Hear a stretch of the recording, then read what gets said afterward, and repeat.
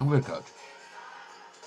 Hey, everybody, welcome back to the Coaches Show. It's the pregame. It is Friday. We're happy to be here. Alex G. Spano Stadium, Mustang Memorial Field. I'm Brian Stanley. Joining me is David Schuster of Your Mission Prep Royals. Coach, you got the win Friday. You're into the playoffs wholeheartedly with 4 wins. You only needed 3. You played up the team. You played me up a little bit. But explain your method behind telling the team you needed 4 wins to get into the playoffs because you needed that motivation. Well, we just all year it has been a little bit of a struggle with this team. I'm just being very open and honest. And one of the reasons for that is I don't think this team has really felt pressure the same way we've needed to apply it. And so this was a little bit of putting pressure on the kids, putting pressure on the community, putting pressure on the coaches and everyone, and getting them cranked up about making this a must-win type of situation. We knew Paso was going to bring that energy. We wanted our kids having that energy too, which we knew they were naturally going to have because there is a little bit of a rivalry there with Paso. But I wanted them focused on the task at hand and not with the energy directed towards Paso. And so if we made it a little bit, it was somewhat manipulative, but it was playing the room a little bit and putting pressure on the kids throughout the week to just feel playoff pressure a little bit of, hey, if we made this a must win, how are the kids going to respond? And I'll just say I was really, really pleased, which gives me great optimism about playoffs for the team moving forward. So they rallied up, they understood the call, and they understood the task at hand, and they put together the best week of practice we've had all year last week. And then the performance throughout the game echoed that as well. So it put us in a position throughout the game where we could pull a couple kids out, let some other kids go in and play, and Paso started to rally back up. But that was good. Those were good reps, especially for some of the other kids that needed to get reps in a pressure situation. And so, manipulative, deceptive, whatever, but I needed everyone to feel a little bit of pressure, and I was happy with how they all responded. So I'm going to call it sleight of hand. sure, go Sleight of ahead. hand. Just you're watching one hand while the other hand is doing some magic. Yeah. Coach, let's talk about that magic, though, that happened Friday night here at Mustang Memorial Field with Ronnie Kardashian back-to-back weeks earning player of the game. He had 4 scores in the first half, giving him the rock, giving him the run, 6 touchdowns in 2 weeks. He seems to be coming into his own as a junior late in the season, and that's got to be hopeful as you're gearing up for a playoff run. Yeah. I mean, Ronnie played outstanding football. His first touchdown run kind of epitomized everything that he's about. I think he went through the whole defense. I think he broke, was it 6 tackles on that play, or close to 5 tackles, and just incredible effort. He continues to show that every day, every week. He's a young man. The effort, the work ethic that we want other kids to model themselves towards, so I was very happy that he was able to kind of get that done. We needed it. We really needed a game where we were playing smash mouth football, doing the stuff that we really want to be about. And so to see that kind of work and work in a positive way that way, we think Ronnie is another back that can kind of move up in terms of, or I guess he'd be another back kind of in the long line of backs that we've had that can tote the ball a lot, get the job done, and they're very capable of breaking down defenses. So just really happy with where Ronnie's at in a number of areas. So Well, we've been known to dub our quarterbacks with nicknames. He's earned the name Iceman for the way Kardashian plays late in games and just being clutch with ice in his veins. But I got a new nickname for him, as we've named the likes of like Drew Harrigan was named the Train because he just came through and ran through like everybody like a train, or the Drew Train is I like to dub him. I'm calling Kardashian the Dozer because he drops the blade and just plows through guys. Because like you said, he broke 5 tackles on that first touchdown. And that's just dropping the blade and going, move out of my way. I got things to do. And that's what a dozer does when it's doing work. I, It gets things out of the way. I can get with that one. It's a good one. So the dozer is at work with Mission Prep. And let's talk about tonight, Coach. You got the Eagles coming to town. This is another quasi rivalry. A couple years ago, you put up 2 W's over the Eagles, one in league play, one in the playoffs. So I know the Eagles always itching to get wins over you, especially on your home field. Talk about this game and the challenges the Eagles bring to the play tonight. Yeah, 2 years ago we had a very successful year against AG. Last year they were successful against us. Very hard fought game. 10-3 was the final, and what basically was the league championship game. And this year it's kind of a unique situation. We had the same situation with St. Joe's last year, where we got to the final game. It's a competitive game against essentially a rival school. But the league title's already wrapped up. Everyone's kind of already set in their playoff division, and so it creates a very unique circumstance where the point of the game truly just becomes about bragging rights, because everything else is wrapped up. And so it's going to be an interesting test. I'm excited to see the competitive energy of the kids, how they respond to just kind of this really weird situation because of our playoff system. We had the same situation last year, and so my hope is that we're going to be able to be in a position where we can keep the game competitive on both sides, and it doesn't turn into what it was last year with St. Joe's, which was we just started pulling kids out of the game just to get them, rest for playoffs, and we don't want to get kids injured and that type of deal. So I'm hopeful this will stay competitive, and that this will be a good night for both programs. It's our playoff system creates this really weird bubble where it's like, unless you're in a league title game, that last game actually is starting for most of the teams in our section. It's actually starting to become a little bit meaningless outside of just your personal discipline and your personal competitive nature. And so it's more of a topic for another day and my own personal issues with the playoff system. But, it's AG, it's a competitive game. It's at Cal Poly. We're excited to get after it, and we're hopeful for a great outcome for the night. And kickoff coming up in just a few minutes. As we continue on, the pregame show will continue with Stephen Hodges and I. Coach, any final words before we let you go catch up with the team? Time to compete. Time to compete. Let's go. Let's go, Mission Prep Royals. The Mission Prep pregame show continues after this short break. Thanks for joining us. At Hyundai San Luis Obispo, we understand that every milestone in life brings new dreams and opportunities. From the excitement of your first car to the joy of watching your family grow, with the space and safety to keep your loved ones close and secure, to finding the balance in your busy life with a smoother, greener commute. And with America's best warranty and exceptional service, we ensure your Hyundai is always ready for the road ahead. At Hyundai San Luis Obispo, we're honored to be a part of your journey. Come find the Hyundai that fits your life story.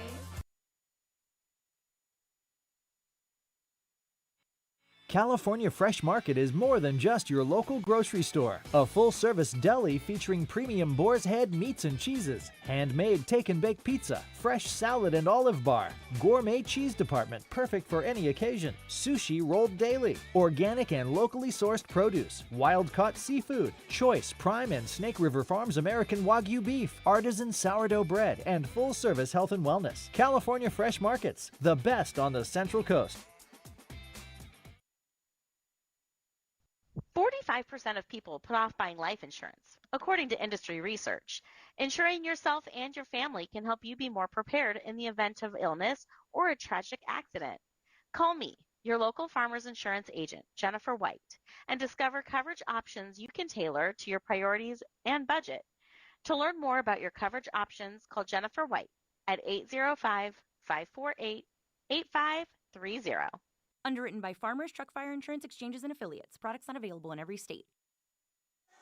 Welcome to the Mission Prep pregame show. I'm Brian Stanley joining you.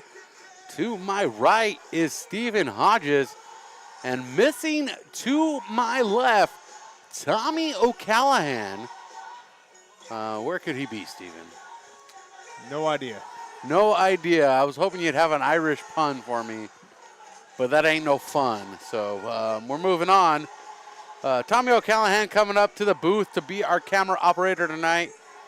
The original scheduled operator called out to duty to repair telephone lines for somebody tonight to make sure they had signal and service. And that would be Kevin Dolan, who works for a local telephone company service in the Grover Beach, 5 Cities area. So appreciate him doing his due diligence. But let's get to the brass tacks of tonight's service. I thought you were going to say Thomas Bowden was becoming a lineman, and I was a little surprised by that. No, that'd be pretty cool if he was. Would be, you know? Be pretty cool if he was. But Thomas Bowden out on assignment with the theater department, putting on a show and a half. And I think we might get Tommy O'Callahan coming up the stairs as we speak. Number 74 is coming up the stairs to our right, Stephen. But let's get back to the brass tacks of things as Stephen Hodges is going to welcome Tommy O'Callahan to the booth and give him a rundown of the camera operations. Coming into town tonight is the Arroyo Grande Eagles to Mustang Memorial Field. They are the 2024 Mountain League champions. They are the defending champions of back-to-back league champions in the Mountain League. They sport a record of 7-2, 3-0 in the Mountain League. They are coached by Mike Hartman in his 9th season with a record of 62-34, 64% winning percentage for Mr. Hartman. As a team, this squad puts up a total of 2,785 yards, 1,101 yards passing, 1,684 yards rushing.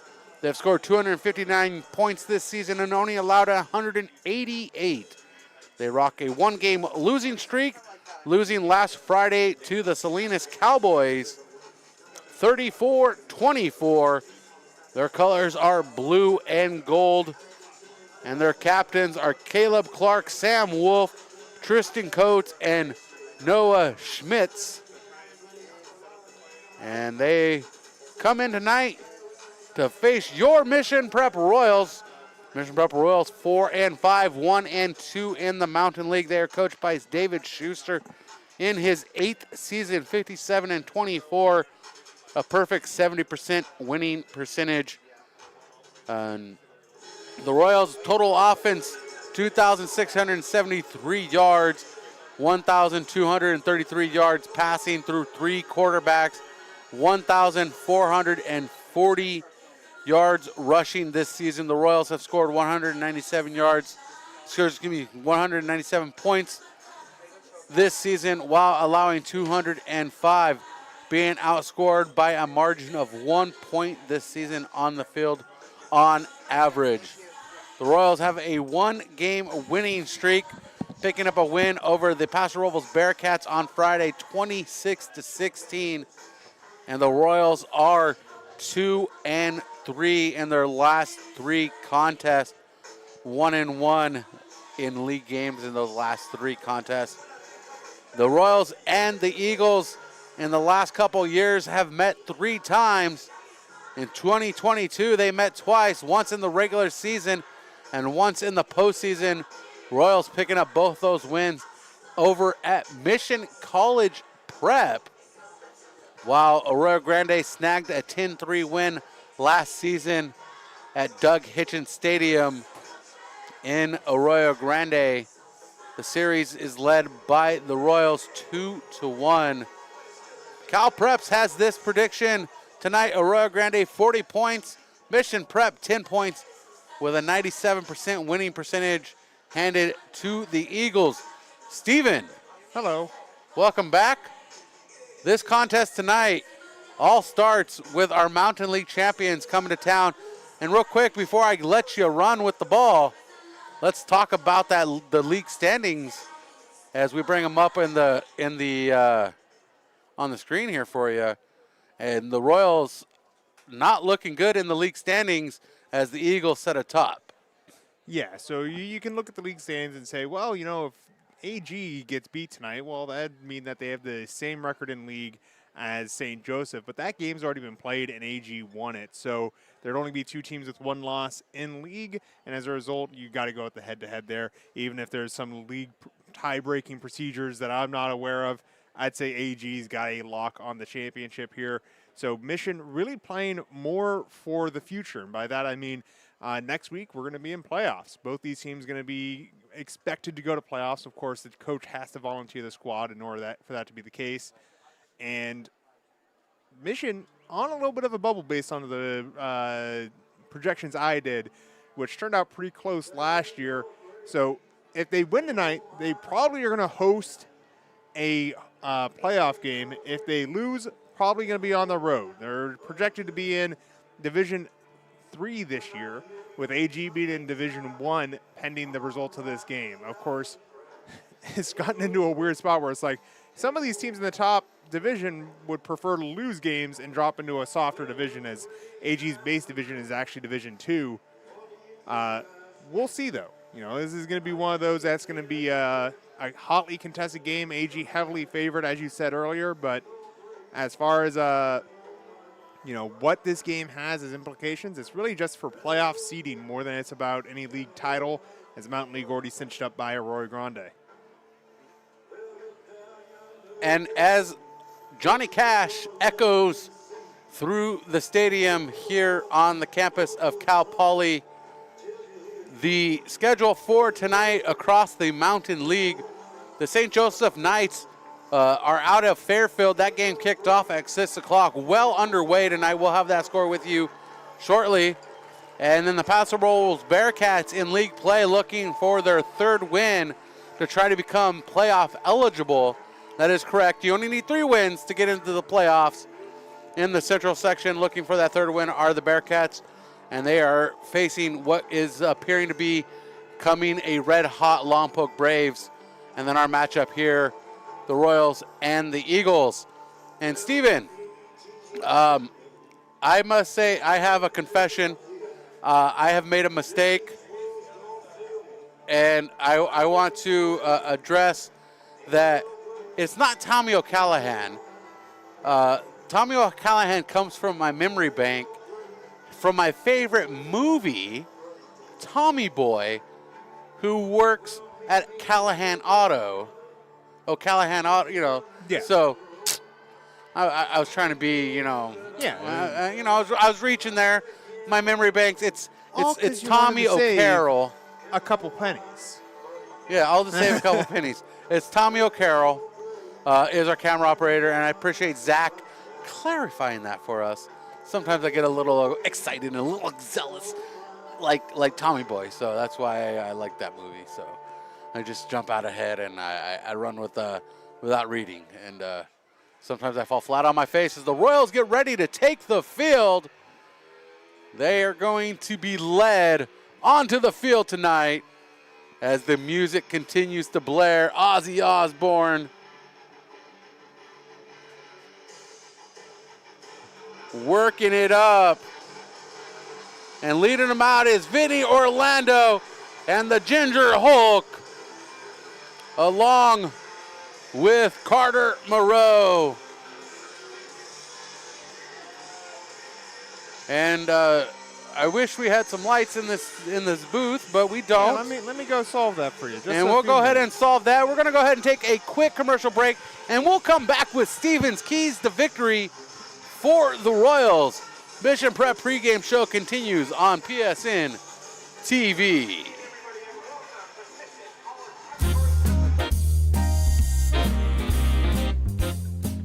Hi, this is John Thea with The Automotive. Someday, and that's my son Tom singing. You can feel a glow when it comes to the way your car looks when you bring it to Via Auto Body. I will feel a glow just thinking of you. From minor dings to major collision repair, we can give your car a like-new showroom look. We can straighten and repair any frame type using ultrasound technology. Our refinish department features paints that exceed factory specifications, and they are applied in our state-of-the-art, environmentally friendly spray booth. Plus, we work hand in hand with your insurance company so your claim goes smoothly. Just the way Love the way your car looks. Bring it to Via Auto Body and Collision Repair and let our family take care of your family. Nicely done, son.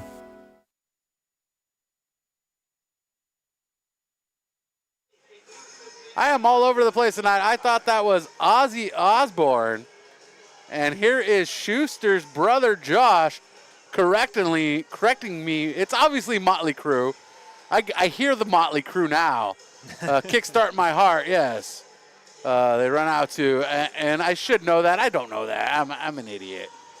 I'm just going to say that. The guitar riff's not all that different from Crazy Train. And I say that I'm an idiot. And I'm gonna say this story real quick in the pregame show. I was at my mom's convenience store where she works, and she's the manager.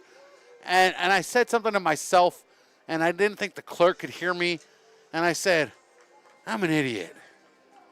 Don't tell my mom.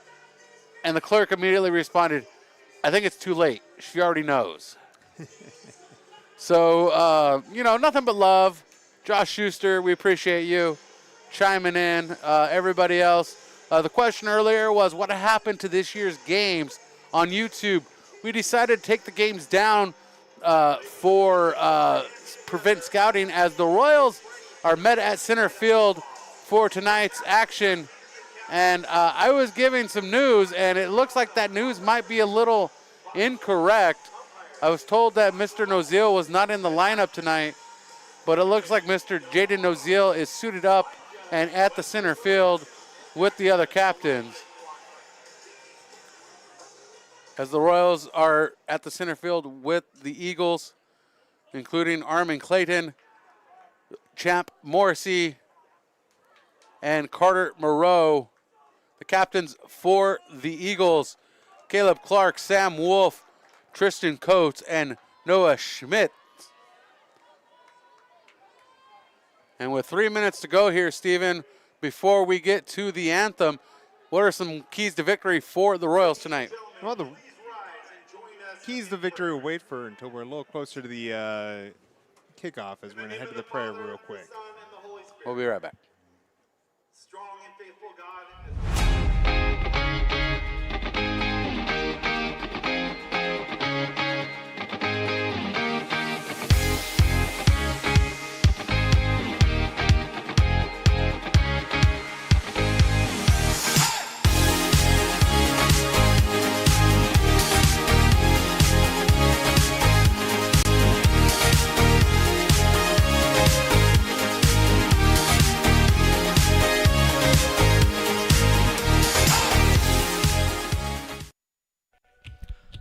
Located off Highway 101, just minutes from downtown San Luis Obispo, Pismo Beach, and Central Coast Wine Country, book your next Central Coast stay at Madonna Inn. With 110 unique guest rooms, on-site restaurants, bars, bakery, shopping, hiking, biking, and day spa, Madonna Inn is your travel destination dream.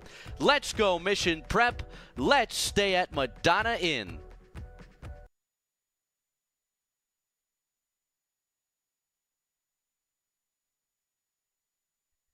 Sunday Car Wash is a proud partner of Mission College Prep Football with 4 locations on the Central Coast. Find out why they were voted the best car wash in SLO. They offer an unlimited membership for as low as $19.99 a month. That includes perks like free beverages, towels, and air fresheners with every visit. Sign up in person or online and get 50% off your first month. That's Sunday Car Wash, a proud sponsor of the Royals.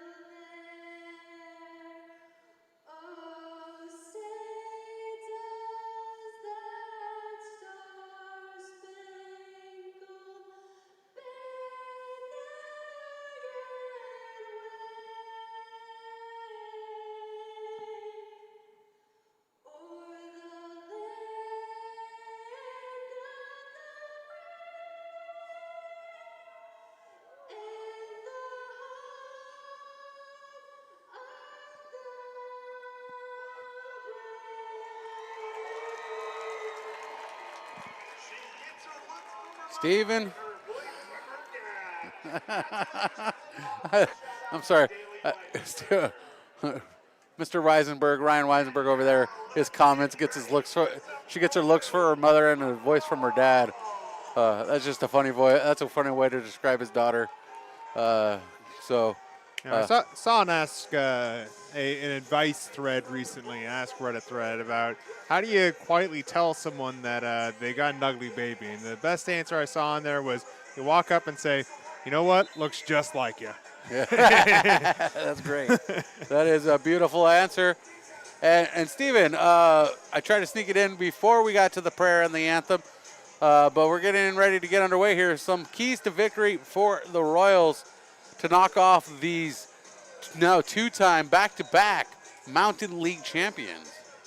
Well, I mean, it's a grudge match, and so that's going to be what it is. First of all, you bring your grudge in. You got to remember that AG's coming in with a chip on their shoulder. The one that mattered, AG lost out at Mission Prep.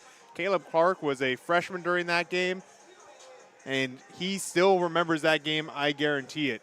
So you got to remember that you got to bring that in, and it's going to be about those match-ups, making sure that they find those one-on-one battles that are going to allow them to win.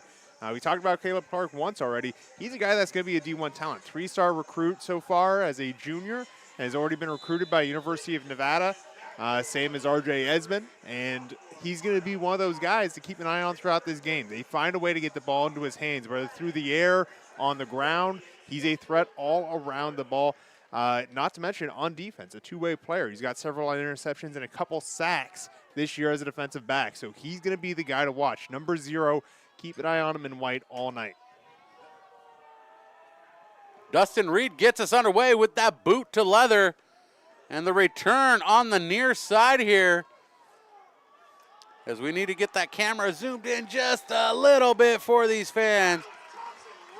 Tommy, we'll get you dialed in, Tommy, as we go along. Tommy's first time working on the camera with us. We'll give him a couple mulligans as we get underway here. Well, if you're unfamiliar with Mission Prep's offense, it's coming out for the first time here. We're going to have a run-heavy offense for the most part, led most likely by Ronnie Kardashian, a big-time running back that likes to get outside the tackles and really speed up the sidelines. He's a very fast running back, so that's what we should expect here this afternoon. 1st and 10 for the Royals. Ball spotted at the 27-yard line. Royals under center with Vinny Orlando. A jump at the line. Here comes a flag from the near side. And that's going to be offsides on the defense. A 5-yard penalty giving the Royals the ball at the 32-yard line. 1st and 5 to start their drive. And the Royals, Vinny Orlando coming in from the sideline with the call from head coach David Schuster running the offense. And then with 2 backs in the backfield, Orlando under center, hands off to Miles Thompson. And Thompson pushes ahead for a couple yards out to the 39-yard line. That is a 2nd and short for the Royals here in the first quarter, leading things off with the ball to start this contest against the Mountain League champions, the Arroyo Grande Eagles. It's 2nd and 3 for the Royals. This drive started with a offsides on the defense, making it a 1st and 5. Orlando looking to throw, pressure coming from the backside, and he gets it off to Thompson in time as he takes the hit and delivering the pressure on Orlando, Cody Winters. And that is a 1st down for the Royals. Ball spotted at the 46-yard line. Royals moving the sticks. Royals with a 1st and 10 at the 46-yard line. 10:53 on the clock. Royals looking pretty solid here in this first quarter.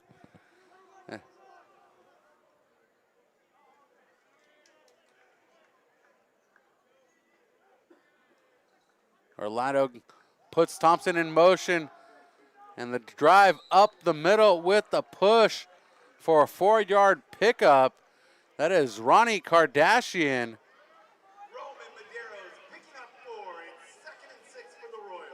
So, big push up front. Really, this is going to be the challenge for Mission Prep. AG is using 5 down linemen. They got an odd front with a nose tackle, 2 defensive ends, and then 2 stand-up linebackers on either side of the line, 2 middle linebackers behind that. They're really selling out to stop the run here with only 4 defensive backs behind, really lined up in man. So if they're able to get through that first and second line, it's going to be a big run play. And a throw down the line, incomplete, looking for Thomas Glenn is Orlando. And that is a 3rd and 7. That is a fumble. I don't know why they lucked out there. That probably should have gone backwards. That's a backwards pass. That was a backwards pass.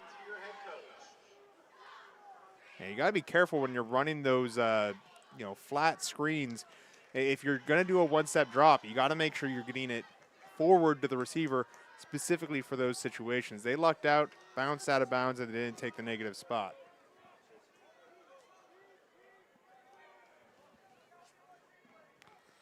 Zoom out just a little bit for us, and Orlando throwing out to the near side, complete to Thomas Glenn on 3rd down. Glenn trying to get to the first down sticks and does not, and he's pulled down by Caleb Clark. Well, as we said in the pregame, Caleb Clark, a just phenomenal athlete. He's going to be a real D1 player somewhere.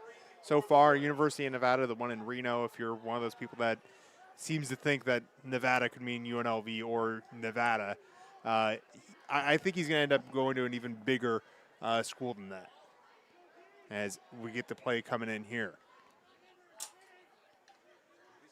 Break the huddle with 2 wide receivers to the left side. It's going to be Orlando under center. Quick handoff here to Miles Thompson. He's got room on the left side, up through the middle, across the 40-yard line where he's met by an Eagle. That Eagle is going to be Levi Childers, who also plays running back for the Eagles. Another one of those two-way players, both him and Caleb Clark.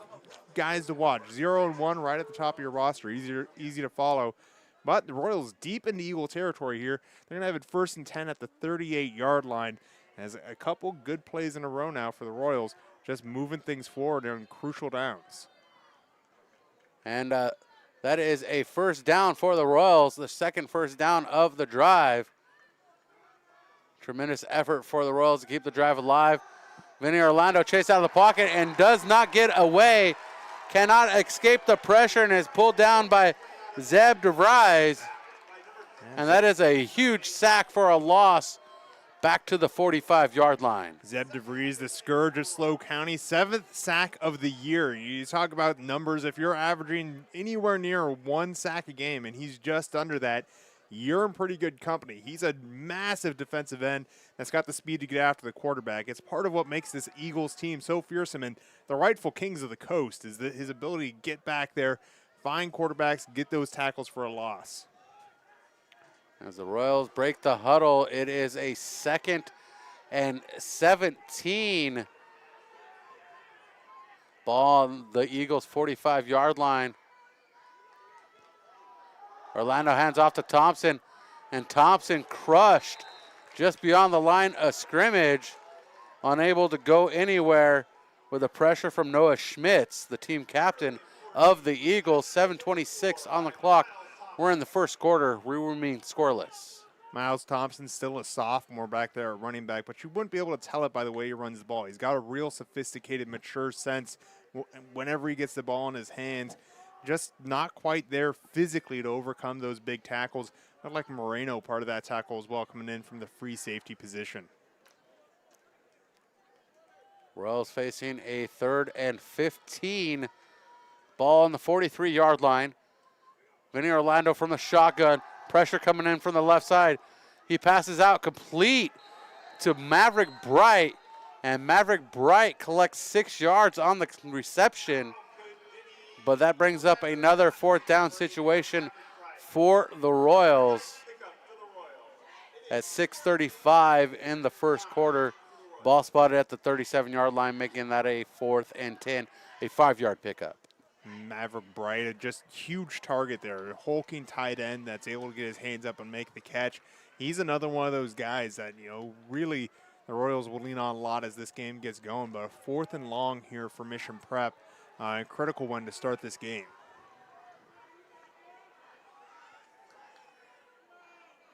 Thompson in motion. The pass to Thompson, and that's a fumble into the backfield. And that's recovered, I believe, by the Eagles. And the Eagles come up with it. The first man to get to it was Cody Winters on the coverage of Miles Thompson. And at 5:58 here in the first quarter, the Eagles come up with the turnover. Well, good heads-up play by AG. You talk about the things that can happen on a 4th down, and that's probably the worst-case scenario where you're backing yourself up, and when you're really just trying to get any yardage at all to act like a punt. And as a result, AG is going to have fantastic starting position here right on the 50. They've got a ton of weapons on offense, and it looks like Sam Wolf at quarterback who can distribute the ball extremely accurately. And Wolf looking to throw this one out to the far side, and that pass incomplete. Intended for Gavin Cecina, I guess that would be Cecina. I'm pronouncing names wrong all night long, Steven, so let's go with it. Just roll with it. Ball in and out of his hands, though, and you look at that accuracy. That is a well-delivered ball, just not caught. 2nd and 10 for the Eagles. Man in motion, left to right. The shotgun snap. Wolf looking to throw this one. Maverick Bright trying to get to him. Wolf rolls out, and the pass complete to Tristan Coates, the man that moved in motion. And that is a completion out to the 36-yard line and a fresh set of downs for the Eagles. 5:47 in the first quarter. We still remain scoreless. A great catch there. 20th of the year for Coates. He's over 230 yards now.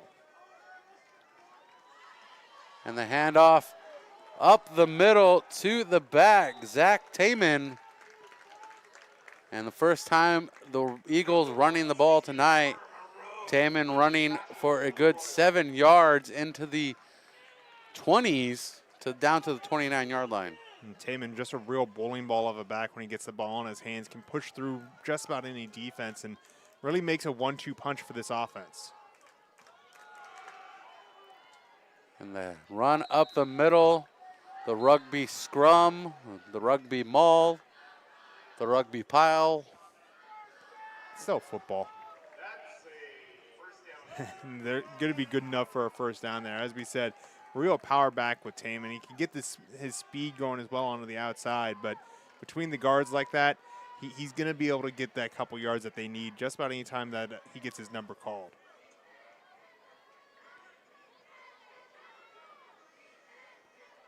Wolf under center, 2 backs behind him, looking to throw this pass complete out to the near side to Caleb Clark.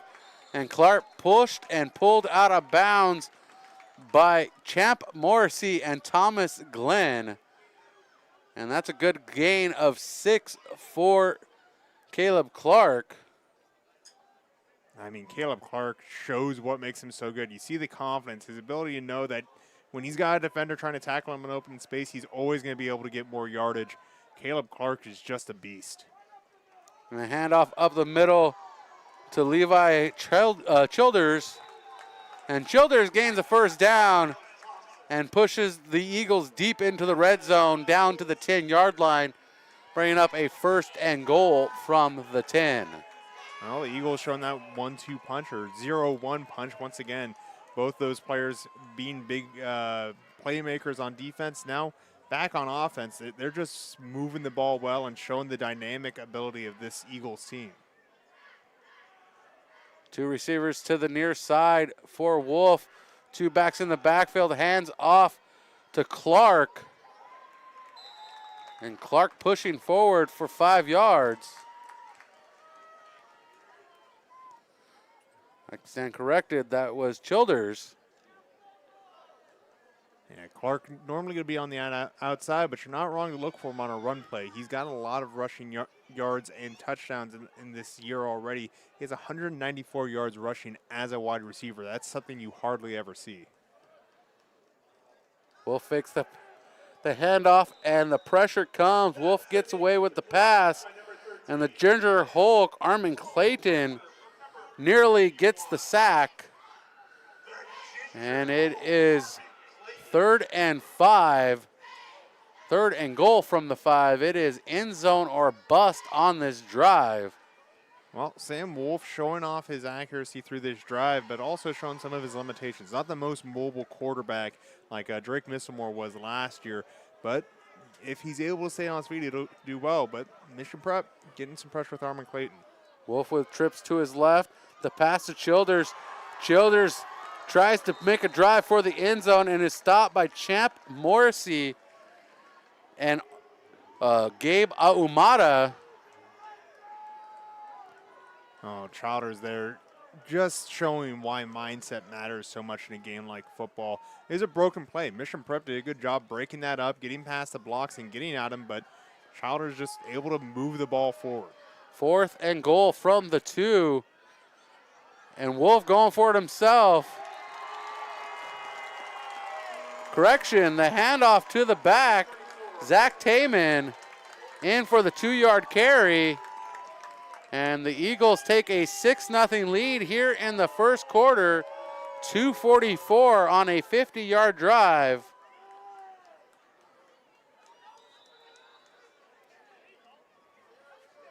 And it seemed like almost everything went right for the Eagles on that offensive score. Well, almost everything. Mission Prep still able to pull up a 4th down, just not able to finish things out right at the goal line. And that's how the Eagles were able to push it in. That little bit of misdirection, just enough to fall over that final yard line. And, you know, the Eagles just showing how many tools they have and why this offense is so hard to shut down. And it'll be interesting to see how they do in a couple weeks here as Division I gets a bye through the first week, and they'll be playing in that top division, looking to see who they end up drawing. There's going to be 2 top divisions this year in the Central section, Division I and Division I AA. Division 1A, Division I AA. I'm not sure how exactly they're going to seed it, but AG could either host or be on the road next week. And a 50-yard drive capped off with a 2-yard touchdown run by Zach Taman at 2:44 here in the first quarter. Our score is the Mountain League Champs 7, the Mission Prep Royals nothing. And we still got plenty of football to play as the Royals return team steps out onto the field. And Dustin Reed getting ready to boot this one away. Man, Mission moved the ball well last time they were out. They just had one big negative play, that sack. And that was done by, I believe it is DeVries that got onto the backfield. So Michigan avoid those negative plays. They're actually got a puncher's chance in this game. And that's a line drive down the field. And it's scooped up on the grounder to Nozil. And he tries to get the wheel spinning, but he's tripped up at the 27-yard line. And that's where the Royals begin the drive with 2:39 here in the first frame. And the Royals have a lot of work to do to catch up to the Eagles, already down 7. Yeah, you know, this is where Mission Prep's got to have that chip on their shoulder and be willing to come back in this game and really throw a couple punches. As I said, they could be on a really long road next week if they don't find a way to get into this game. I mean, you're talking likely Visalia, maybe Porterville. Going to be a long drive if they're not able to get a home game draw for the playoffs. And the pass complete out to the far side to Joe Villa. And Villa quickly snatched up at the 30-yard line and taken to the ground. And if I saw my numbers correctly, that was Cody Winters. Excuse me. That was Rocco Corey on this tackle. Joe Villa slowly worked his way up to being the top receiver on this team by receptions. Now about 168 yards, we'll call that there, on this year, as well as a couple touchdowns. He's been a big tool for this offense. Joe Villa has been excellent in the passing game for the Royals through all three quarterbacks. A consistent receiver, in that pass complete to Miles Thompson. And Miles Thompson chased down by Corey again. Corey on a tackle, and back-to-back tackles for Corey. But that's enough for a first down for the Royals late here in this first quarter out to the 42-yard line. Yeah, see, they're moving the ball well. They just have to avoid those negative plays, and AG is going to make that very hard. This is a defense that creates a lot of tackles for loss. We've seen that throughout the year, but particularly last time they were in San Luis Obispo when they played San Luis Obispo High School. Two receivers to his right, one to his left, two backs in the backfield with him. Thomas Glenn in motion, and the pitch or the shovel pass to Glenn, and Glenn breaks the corner and gains 3 yards. And down at the 45-yard line. 1 minute approaching here in the first quarter. Eagles leading 7-0. The first down marker lies in Eagles territory at the 48-yard line. And the Royals step to the line on second down. Two receivers to the near side. Orlando under center.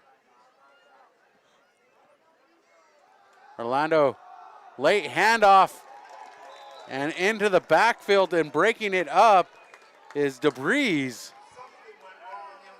And the miscommunication at the line of scrimmage, somebody missed the block. And, I mean, he's a slippery guy to stop. He really just gets past anything that's a chip or anything that's not totally on top of him. And that's why you see a lot of O-line coaches. They say, put the hands on the numbers, get those inside hand positions, and get pushing. As this is going to be the end of the first quarter. And DeVries probably the standout player for either team so far through one. And that is it. Through one, our score is 7-0. The Mission Prep Royals trail the Arroyo Grande Eagles in Mountain League action. California Fresh Market is more than just your local grocery store. A full-service deli featuring premium boar's head meats and cheeses, handmade take-and-bake pizza, fresh salad and olive bar, gourmet cheese department perfect for any occasion, sushi rolled daily, organic and locally sourced produce, wild-caught seafood, choice Prime and Snake River Farms American Wagyu beef, artisan sourdough bread, and full-service health and wellness. California Fresh Markets, the best on the Central Coast. Tonight's second quarter presented by Farmers Insurance agent Jennifer White. Next time you're in the market for insurance from a trusted team, give Jennifer White and her team a call, 805-548-8530. Jennifer White and Farmers Insurance. Insurance from a trusted team. Steven, 12 minutes down. Royals down 12. And they're driving. They got a 3rd and 8 here. Or,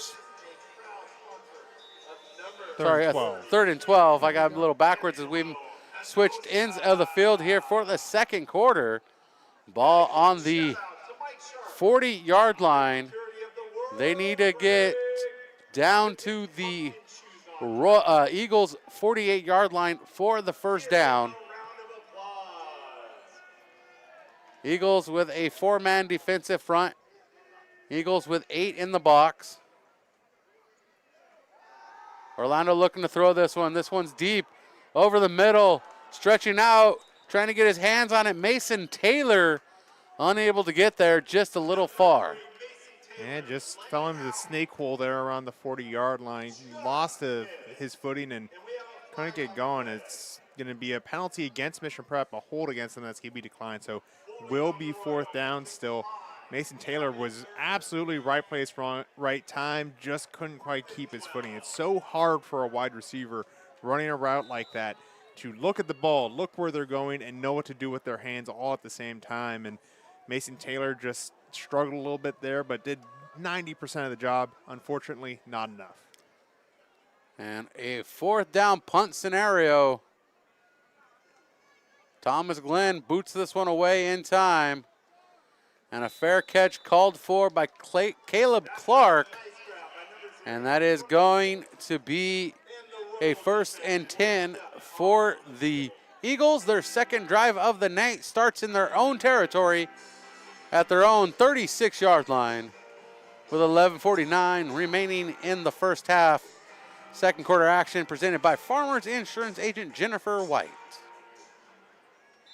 Well, AG moved the ball with precision the last time out, using Caleb Hart quite a bit, as well as Levi Childers to really get major yardage early. And the handoff to the right side and pushing forward for the first down. And Miles Thompson with the tackle out of bounds on Zach Taman. And they're going to say Taman went out of bounds before he got to the marker. So that's going to bring up a 2nd and short, which I appreciate because as a Royals fan that he didn't get the first down. So 2nd and short, ball at the 45. Wolf hands it off. Nope, he keeps it himself. And that's a bad decision for Wolf as he's met by the Iceman, Ronnie Kardashian.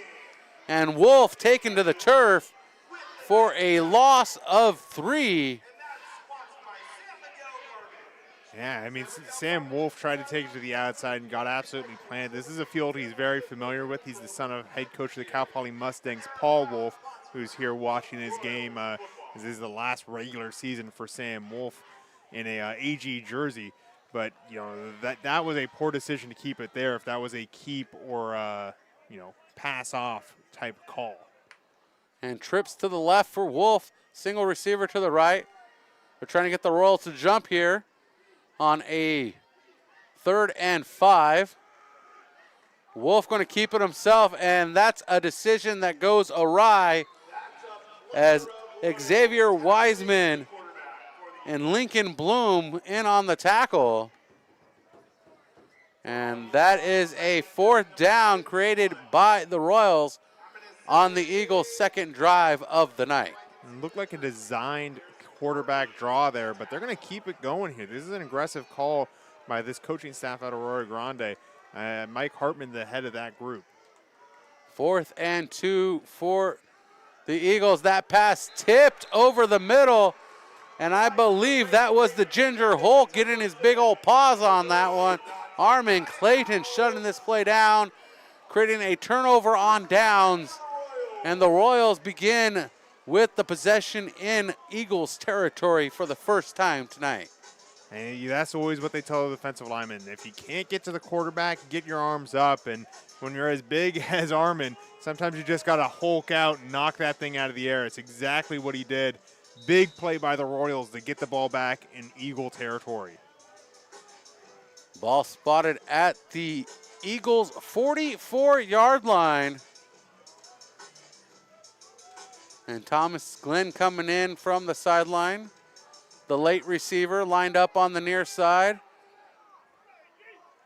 Maverick Bright, the far side tight end, handoff to the Iceman, Ronnie Kardashian. We have yet to see Ronnie Kardashian and drop the blade and turn into the dozer. Still rolling with ice in his veins. Yeah, you know, he's not going to be the type that's going to bowl people over like, you know, a lot of the running backs you've seen at Mission College Prep, most notably Drew Harrigan, who was, of course, the runaway freight train. But, you know, he's definitely someone that doesn't shy away from defenders and really is much more of a speed back, and you can see it with how he runs. His agility at speed is remarkable. 2nd and 9 for the Royals. Orlando chucks this one downfield, and the clip complete to Thomas Glenn for the score. A 43-yard touchdown pass to Thomas Glenn. 2 plays on the drive, and we have a injured Royal down on the field, which is going to send us to a timeout. And we will be right back awaiting the extra point attempt on the touchdown by the Royals, who are down 7-6, awaiting the point after attempt. Royals football continues on PSN TV.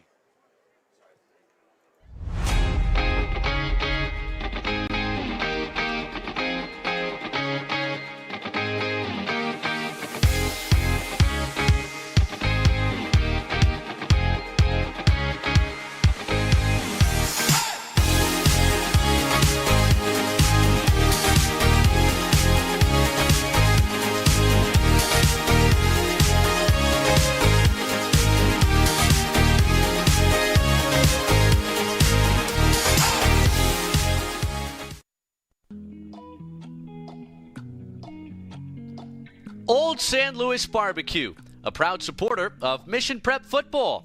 With 2 locations in SLO, Old San Luis Barbecue Company is the local spot to enjoy the best barbecue on the Central Coast. Check out their locations on Higuera and Broad, or order delivery with a third-party partner at Old San Luis Barbecue Company, proud supporters of Royals football. Roman Medeiros out for the extra point following the 43-yard touchdown pass from Orlando to Glenn. And the extra point up and through the uprights, splitting them evenly. The Royals have tied this one up, 7 apiece, with 9:27 remaining. And the injured Royal helped off the field, Hudson Persall. We pray for his quick return if he's able to return to the lineup tonight. Steven, talk about that two-play drive and how it worked out perfectly for the Royals. I mean, big play after big play, and really the most impressive thing about that touchdown by, I believe it was Thomas Glenn on the reception, moving from outside leverage to inside leverage, just using speed alone, getting cleanly by the defender and into the end zone to put up that game-tying score. I mean, that was a huge play from someone that wasn't even playing wide receiver to start the year. I mean, he's got great football instincts, and that's what makes Thomas Glenn just such a great player out there. Dropped it in the breadbasket over the shoulder on the run. And Thomas Glenn, a couple weeks ago, went to Coach and said, Coach, I think I'll be better at wide receiver. I think we have somebody else better that we can put in at quarterback. Let's do the switch. And that fruit is paying off tonight. Yeah, just a great play there by Thomas Glenn. And like you said, he's doing what's best for the team. Everyone wants to play quarterback. Everyone wants to have their number called every play. Thomas Glenn just wants the team to succeed. And, he wants to be in a position where he can contribute. And, boy, did he contribute big time on that play. And here comes the kickoff.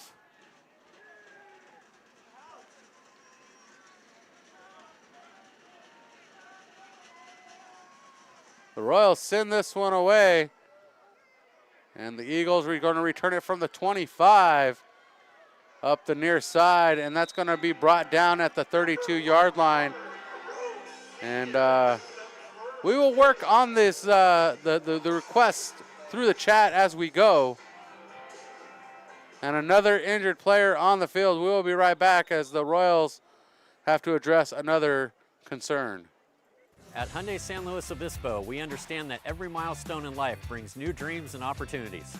From the excitement of your first car to the joy of watching your family grow, with the space and safety to keep your loved ones close and secure, to finding the balance in your busy life with a smoother, greener commute.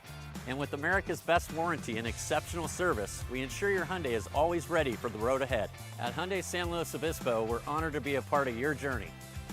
Come find the Hyundai that fits your life story. I'm good, Coach. Whoops. Hitting the wrong buttons. And timeout on the field by Mission Prep following the injury timeout as we've hit the wrong buttons. And Steven, I think we're going to stay with this one as tonight's broadcast is presented by and driven by Hyundai San Luis Obispo, a great place to pick up a used or new vehicle. Check out their new and used certified vehicles over at Hyundai San Luis Obispo, 1407 Auto Parkway here in San Luis Obispo is their showroom. Steven, the Royals have faced 2 injuries in the matter of minutes here on the kickoff and then on the first play.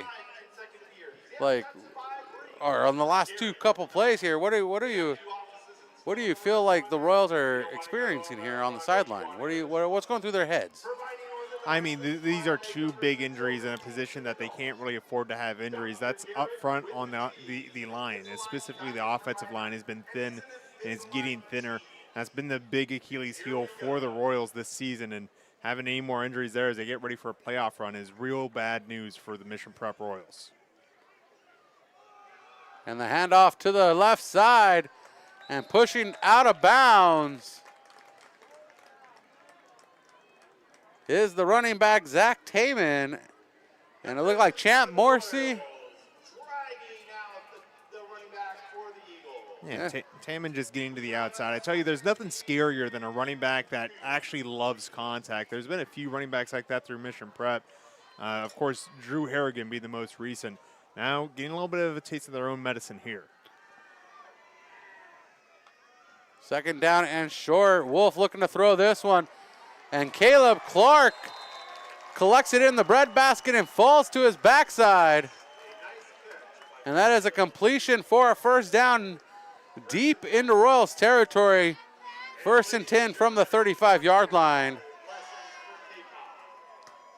The AG Royals just showing off how they can grind you down. Mission loaded up that offensive line, tried to make sure Taman had nowhere to go, and Caleb Clark just wide open downfield. And running to the power side is Taman.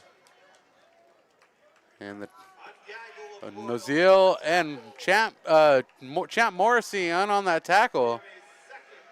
I almost called him Chapman. That's not his name. You know, he's a champ and he's a man. I don't know where the issue is. He's also king. There you go. There we go. How about that, Champ Morrissey?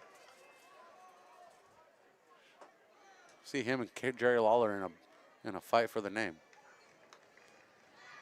And a run up the middle.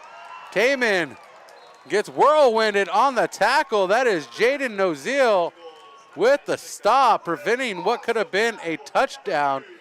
Noziel was the last man of contact. Yeah, and that just shows you the power that he's got behind those legs, that he just gets bumped up by Noziel and is spinning like the Tasmanian devil. Big run there by Taman.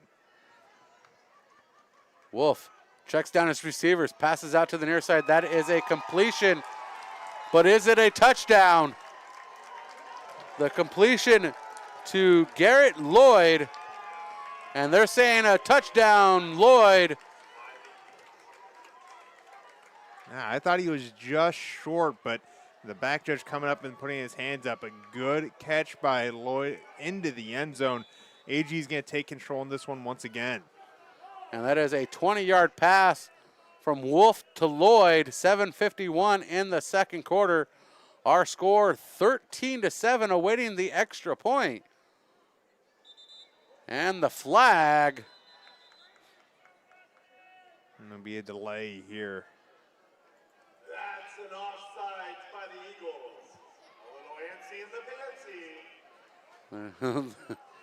Offsides, false start, delay of game. One of those calls. The officials' back is to us, so we just have to guess a little bit. Yeah, the high school level, those 5 yards do count for quite a bit, though. And the kick up and good, but as we said in previous broadcasts, this is AG football, and AG football has kickers. Every year, weirdly. They've got just some reservoir that no one else has access to, that they give the good kicking water to their team from. Just an absurd number of good kickers have come through this program. And a few have made it into the pros. At least one, I believe, made it into the pros for a short stint. I could be wrong, but a number of them have definitely gone on to college. Yeah, absolutely. I mean, that I can put my money on. Yeah, I'm trying to remember who might have gone to the pros from AG. I know that they had one at Washington State not long ago. But, you know, anytime you can have a consistent kicker at the high school level, really changes the dynamic of the offense. If you can make the red zone, the 20 yards in, actually a red zone where you're expecting to get points every time, that's a huge deal. You know, the points are points, and that's how you win a game. So don't take it for granted that part of the reason AG is so good year after year is just because they have a consistent supply of kickers. You always thought, you know, maybe a school like SLO or Santa Maria with the consistent soccer program would be part of that, but not so. His name was Billy. He went to San Diego. That's in the chat. That kind of dates when he played as well. And that kick into the hands on the near side and ran out of bounds is Deuce Kellogg.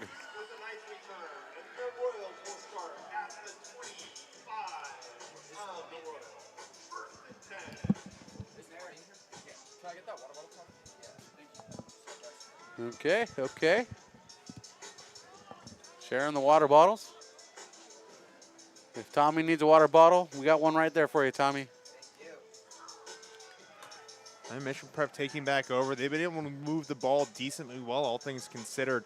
They have a lot of time with the clock as well. I mean, this is going to be a good situation for them. This is their third drive of the night. Second one to start in their own territory. Ball spotted at the 26-yard line. Last drive was 2 plays, resulting in a 43-yard touchdown. And the pass completed to Joe Villa from Vinny Orlando, and Villa out to the 31-yard line for a pickup of 5. And if you can't run it, you throw it through the air if your passing game starts to open up for you. I mean, that's what the theory between both these teams is they really want to power it through the middle, and they're going to force you to shut that down. If you don't, well, they're going to pop it out to the outside and use the tools out there. Both teams very capable of doing so, and we've seen it on display here already halfway through the second quarter. You know, we've seen the exact theory that both teams are operating with, that very old-school football mentality. No tight end, split receivers, single back. Orlando working from the shotgun. Mason Taylor in motion, and the handoff for no gain on a slip by Ronnie Kardashian out to the line of scrimmage. And Noah Schmidt in on the back end of that, making a tackle. Another one of these Eagle captains getting involved today. And really, every layer of this defense is well constructed. And that's what makes it so hard to play design against is typically as an offensive coordinator, you're looking for some vulnerabilities, some matchups. There's not a lot in this Eagle defense that's very easy to attack against, especially because they layer it together so well, making sure that their strength is next to a weakness.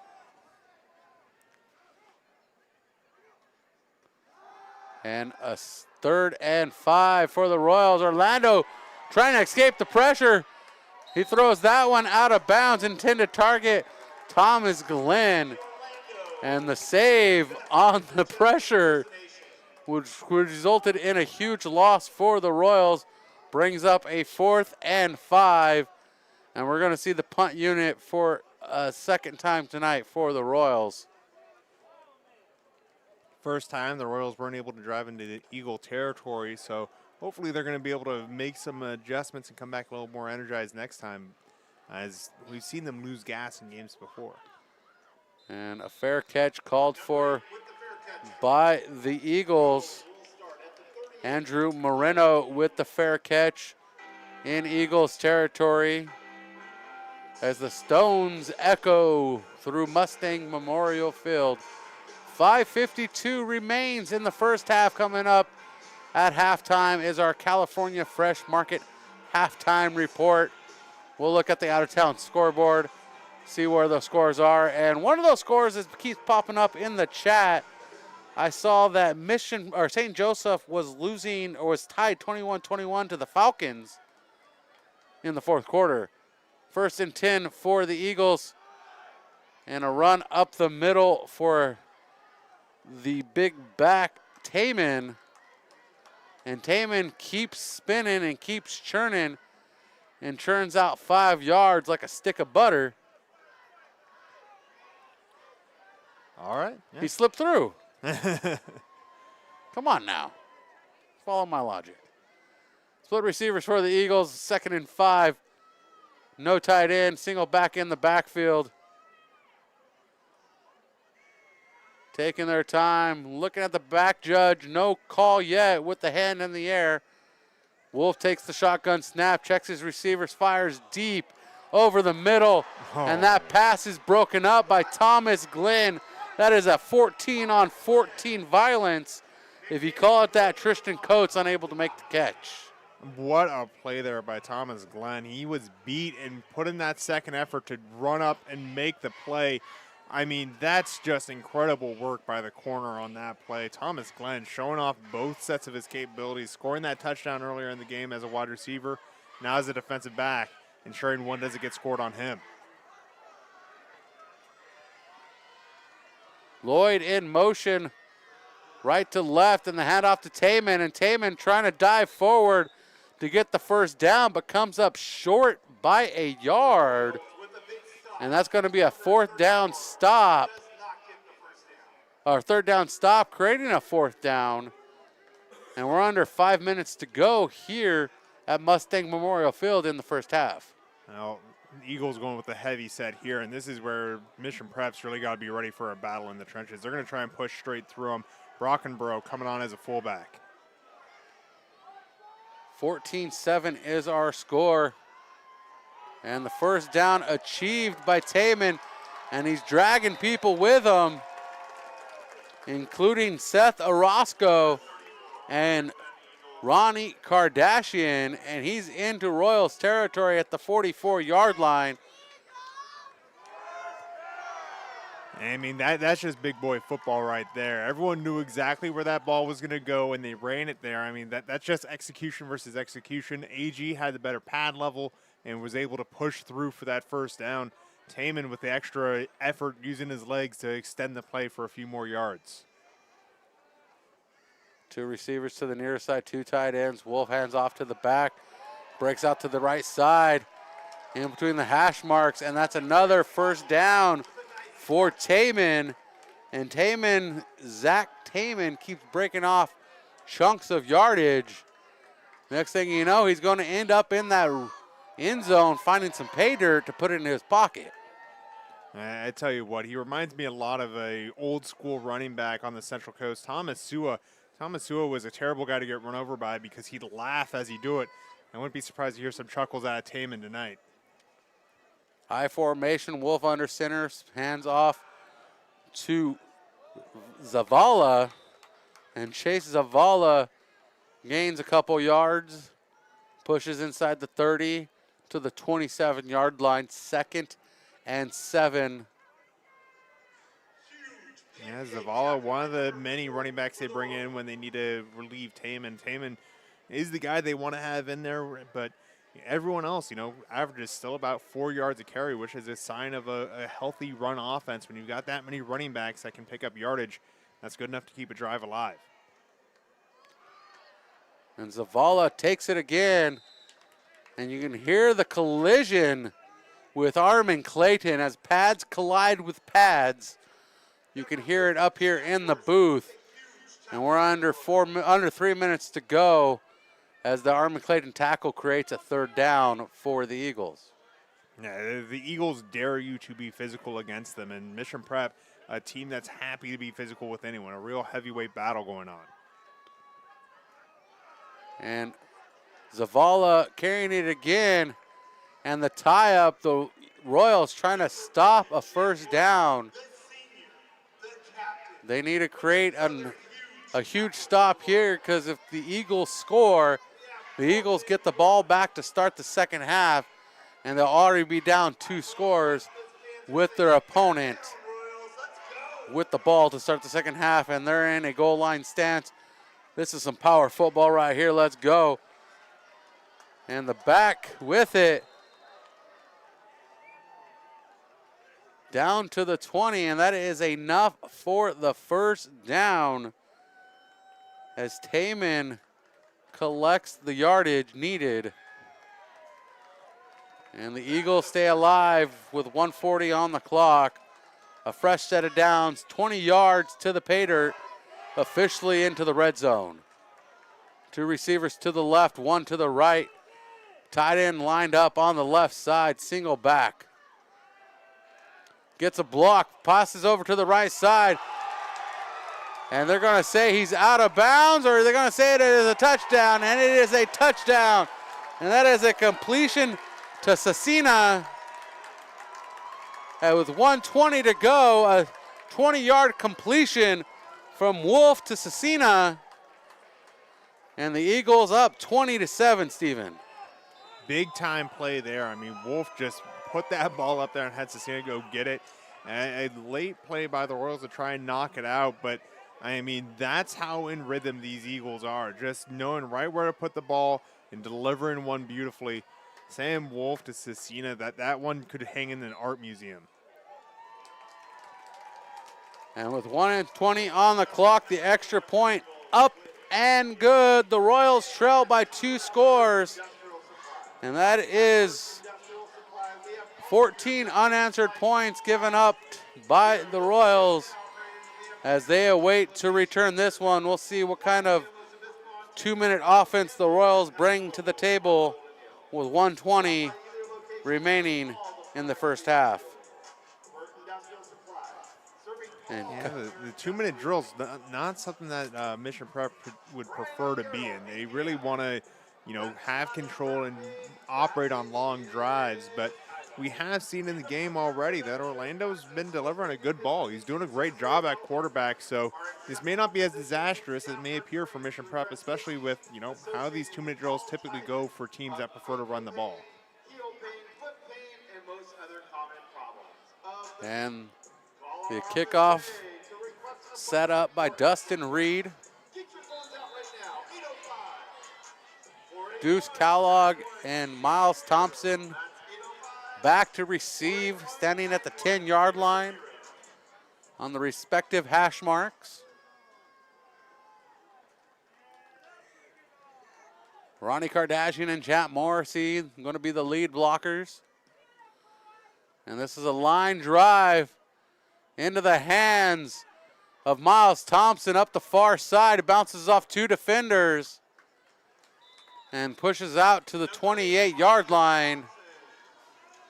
And that is a 20-yard return for Miles Thompson out to the 28-yard line, 113 for the Royals, and they have 72 yards to go to try to score one. Underrated moment in that play right there. Miles Thompson picking up that ball on the roll. It's so easy to make those types of plays. Why can't the Yankees do them in the World Series? That's something that seemed effortless by Miles Thompson. And one of the reasons that the Royals are happy, he's still an underclassman and has a long future ahead of him in the Royals jersey. That's because Aaron Judge has peanut butter in his glove or something. He's slippery as. Like all good Bulldogs. That's what they teach at Fresno State. Keep peanut butter in the glove in case you get hungry. Yep. Just that's Tedford. And the handoff to Kardashian, and Kardashian yanked to the turf by Noah Schmitz. And we have a timeout on the field taken by the Mission Prep Royals. Number 84 with a nice rumble, stumble for a pickup of 3. Yeah, they're just trying to conserve a little bit of clock there, tried to catch the Eagles on an off-tempo type play, run the ball when everyone's expecting a pass. They had the timeouts to burn, so they'll take one there. Still have one left in the half, and that one's going to be a little more critical. I expect them to be a little bit more judicious with the play calling, knowing, well, we only got one more timeout, and they didn't catch them with the off-tempo play. Well, I can tell you in pregame that Roman Medeiros was warming up his leg and kicking, and he was solid from 30 yards, and he was 1 for 3 from 35 yards. So they need to get down to the 20 to give him they need to get down to the 15 to give him an opportunity from about the 22-yard line to boot one up. Well, with the Royals kicking off to the Eagles here to start the second half, I'd expect them to be trying for a touchdown regardless. I'm not sure a field goal is really going to do much for them in the overall strategy math that comes into a situation like this. True, but if you're looking to get some points with 1:04 to go, the 15-yard line might be your milestone. And the handoff to Glenn. Glenn's looking to throw this one, and that's some trickery into the hands of the Royals. And the Royals into the sidelines. And that is a completion to Joe Villa. And Joe Villa wiping out people on the sidelines. Let's go Royals. 58 seconds on that out-of-bounds play. Clock is stopped. They're in the Eagles territory with 41 at the 41-yard line. 58 seconds remaining. Two receivers to the right, two to the left. Orlando in the shotgun, single back, picking up the block is Kardashian. That pass is complete over the middle, trying to keep the drive alive.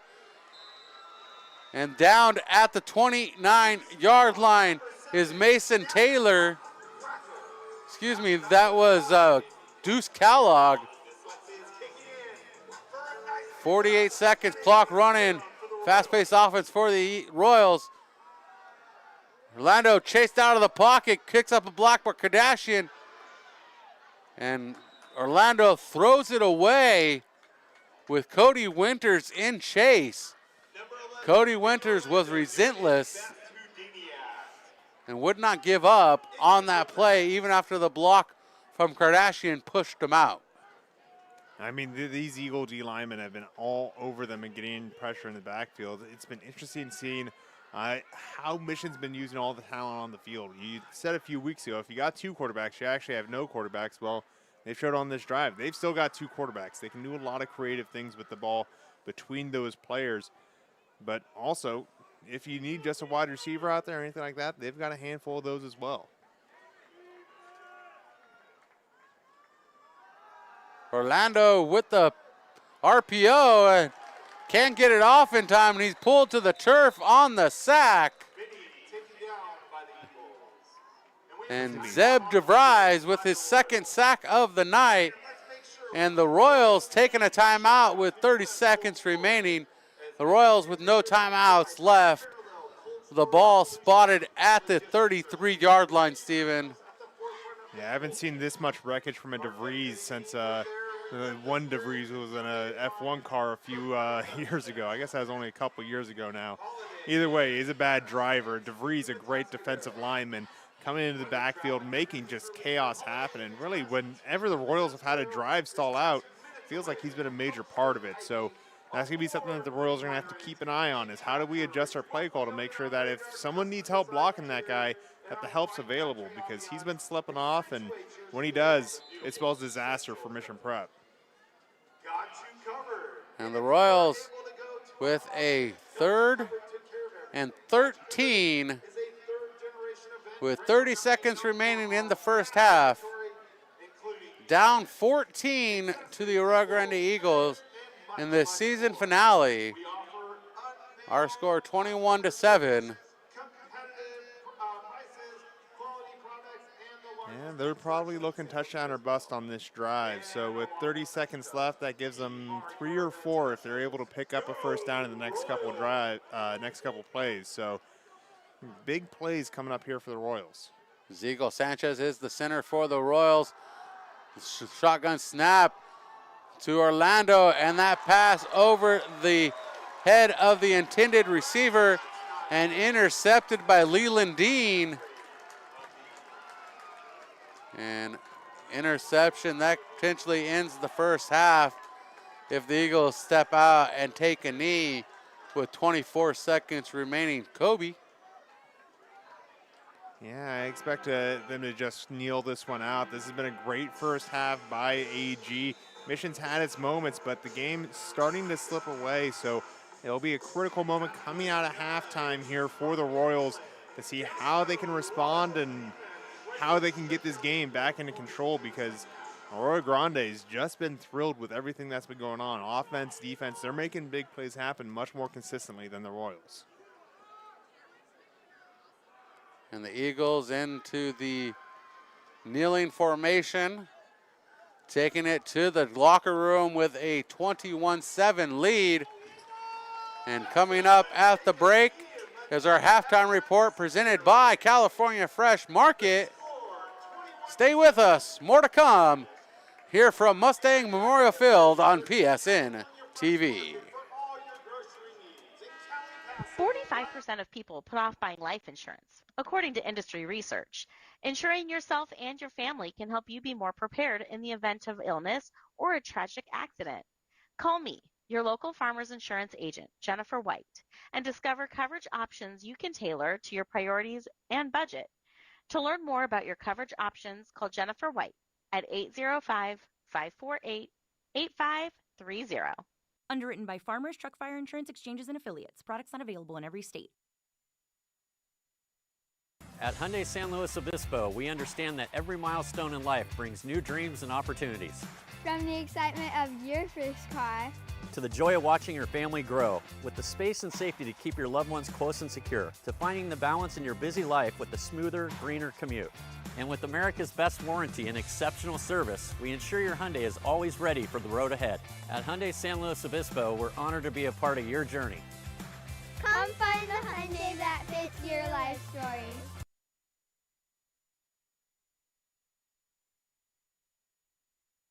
Huge birthday shout out to Madison Nero! Da-na-na-na-na-na-na.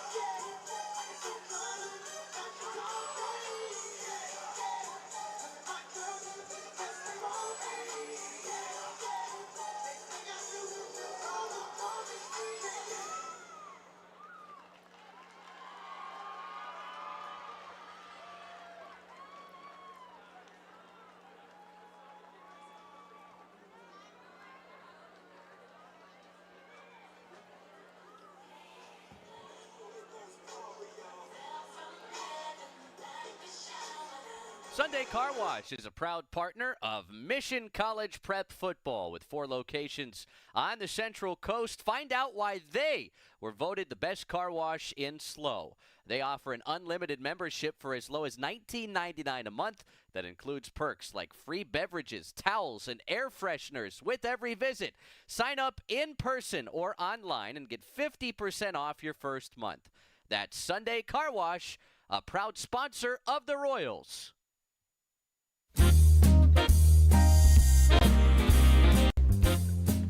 Hi, this is John Thea with The Automotive. Someday, and that's my son Tom singing. You can feel a glow when it comes to the way your car looks when you bring it to Via Auto Body. I will feel a glow just thinking of you. From minor dings to major collision repair, we can give your car a like-new showroom look. We can straighten and repair any frame type using ultrasound technology. Our refinish department features paints that exceed factory specifications, and they are applied in our state-of-the-art, environmentally friendly spray booth. Plus, we work hand in hand with your insurance company so your claim goes smoothly. Just the way Love the way your car looks. Bring it to Via Auto Body and Collision Repair and let our family take care of your family. Nicely done, son.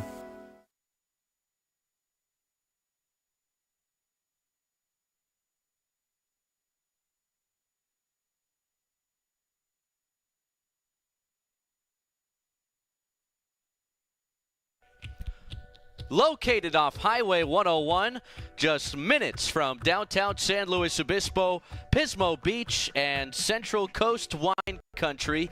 Book your next Central Coast stay at Madonna Inn. With 110 unique guest rooms, on-site restaurants, bars, bakery, shopping, hiking, biking, and day spa, Madonna Inn is your travel destination dream. Let's go Mission Prep. Let's stay at Madonna Inn. At Hyundai San Luis Obispo, we understand that every milestone in life brings new dreams and opportunities. From the excitement of your first car To the joy of watching your family grow, with the space and safety to keep your loved ones close and secure, to finding the balance in your busy life with a smoother, greener commute. And with America's best warranty and exceptional service, we ensure your Hyundai is always ready for the road ahead. At Hyundai San Luis Obispo, we're honored to be a part of your journey. Come find the Hyundai that fits your life story. Welcome back to the Mission Prep Halftime Show, presented by California Fresh Market. Let's update our scoreboard here. Boom, boom, boom. Getting things situated, let you know we're officially in a halftime because we got to put that H up there. Directing and working through it. We are live from Mustang Memorial Field. Halftime against the two-time Mountain League champions, the Arroyo Grande Eagles, versus your Mission Prep Royals. Our score 21-0 at the half. Almost we're under 90 minutes to go until the third quarter. At the end of one, our score was 7-0 Arroyo Grande Eagles. At the end of two, 21-7. Arroyo Grande scoring 7 in the first, 14 in the second. Mission Prep scoreless in the first, 7 in the second. Eagles scored with a 2-yard run by Taman with 2:44 remaining in the first, and two 20-yard passes from Wolf, one to Lloyd and one to Cecina, both in the second quarter. And the Royals' only score came on a 44-yard drive, 2 plays, capped off with a 43-yard pass from Orlando to Thomas Glenn early in the second quarter. With 8 minutes to go, Steven, you have the out-of-town scoreboard ready to go. Let's fire that bad boy up. Well, starting with the game that kicked off first this evening, Fairfield visiting the fair city of Santa Maria. There they will face the St. Joseph Knights that kicked off at 6 o'clock. They're deep into the fourth quarter. 21-28, St. Joseph leads in that one. Non-league action, a game that likely just for seeding, but one that is a life and death situation, at least for the playoff hopes of one team. That's Paso Robles. They're playing Lompoc in Paso. The other Mountain League game being played today. Currently, the Braves lead Paso 20-6. They've kicked off in the second half there. Lompoc, weirdly, a potential opponent for Mission Prep. If the Cal Prep's rankings hold up, that might be a first-round rematch for the Mission Prep Royals. Looking around the Central Coast, we take it to Sunset League action. The Sunset League Championship being played across town from us right now as Atascadero is visiting San Luis Obispo. Both teams 3-0 in Sunset League action. San Luis Obispo 8-1, Atascadero 5-4. The favorites in that matchup, the Tigers, lead 21-0, likely on their way to a league championship, something that the Tigers have not had in their hands for quite a while, and the inaugural Sunset League Championship there. In more Sunset League action, San Ynez is visiting Rigetti right across the road there from St. Joe. San Ynez trails 7-49 in a matchup that is going to be for third place in the Sunset League, as Slow and Atascadero taking 1 and 2. Much more high-stake game is happening in northern Santa Maria. Their Santa Maria Saints are visiting the Pioneer Valley Panthers in the Main Street Classic. Santa Maria must win in order to keep their playoff hopes alive. How's it going? Well, Santa Maria currently leads 17-7 in a game where I think regardless of the stakes, they'd be going nuts there regardless. That is a very tight rivalry between two schools that have a lot of interaction between one another and tend to play each other very tough. So great to see a rivalry game during rivalry week as the new leagues have kind of shuffled things around. As we move on to the Ocean League, we've got a score reported from Morro Bay, who's who's hosting the champion Napomo Titans in a tight one. They have yet to reach halftime there, and Napomo leads 28-21. Napomo, the champion of the Ocean League regardless, but Morro Bay putting up a fight in a game that could go for playoff seeding. The last game, the Central Coast Athletic Association, is another Ocean League game between Cabrillo and Templeton. Cabrillo, a team that had started off on fire, absolutely taking it to anyone that came their way, including Lompoc earlier this year, currently trails the Eagles of the North 9-20 as that game is kicked off in second half action. Cabrillo, a team with a great offense. I wouldn't count them out of that one quite yet, but that's our out-of-town scoreboard, Brian. Let me turn my mic back up. I didn't want to accidentally cough or while you were giving us that lovely rundown of scores here on the Central Coast.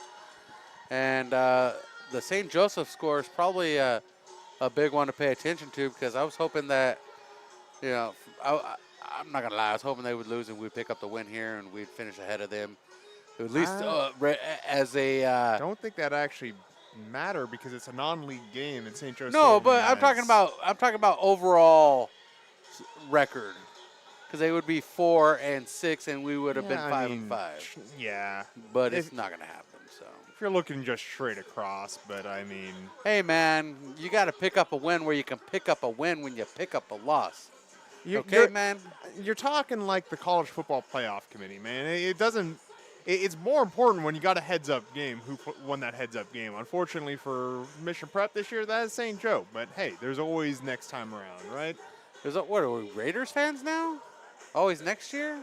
Well, that's all I hear from Raiders fans. Next year. We'll get them next year. I think that you're not talking to the right Raiders fans. Every time I talk to a Raiders fan now, it's, you know, maybe they can just nuke the thing and be done with it. Nuke the thing.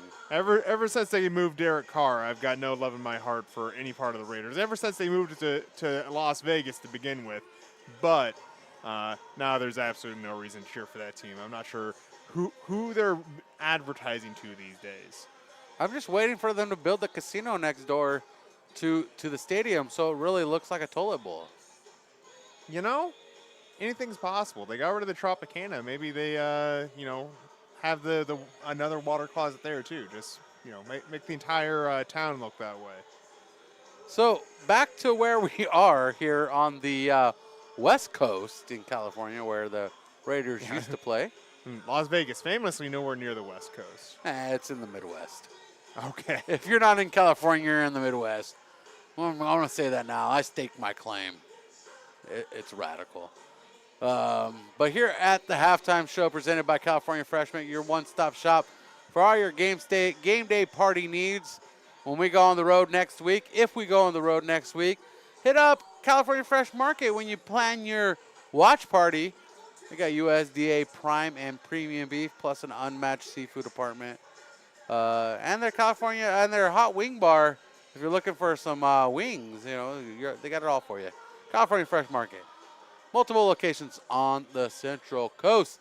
Steven, what worked right in the first half for the Royals, and what do they need to work on in the second half to try to close the gap here against the Eagles? The frustrating thing for Mission Prep is a lot of things that they've been doing have been working right. They can run the ball, they can throw the ball. There's been moments where you look at them and this is a very competitive game, and then there's moments where they're taking bad sacks. They're throwing the ball behind the line of scrimmage and going backwards with it, and it ends up as a turnover.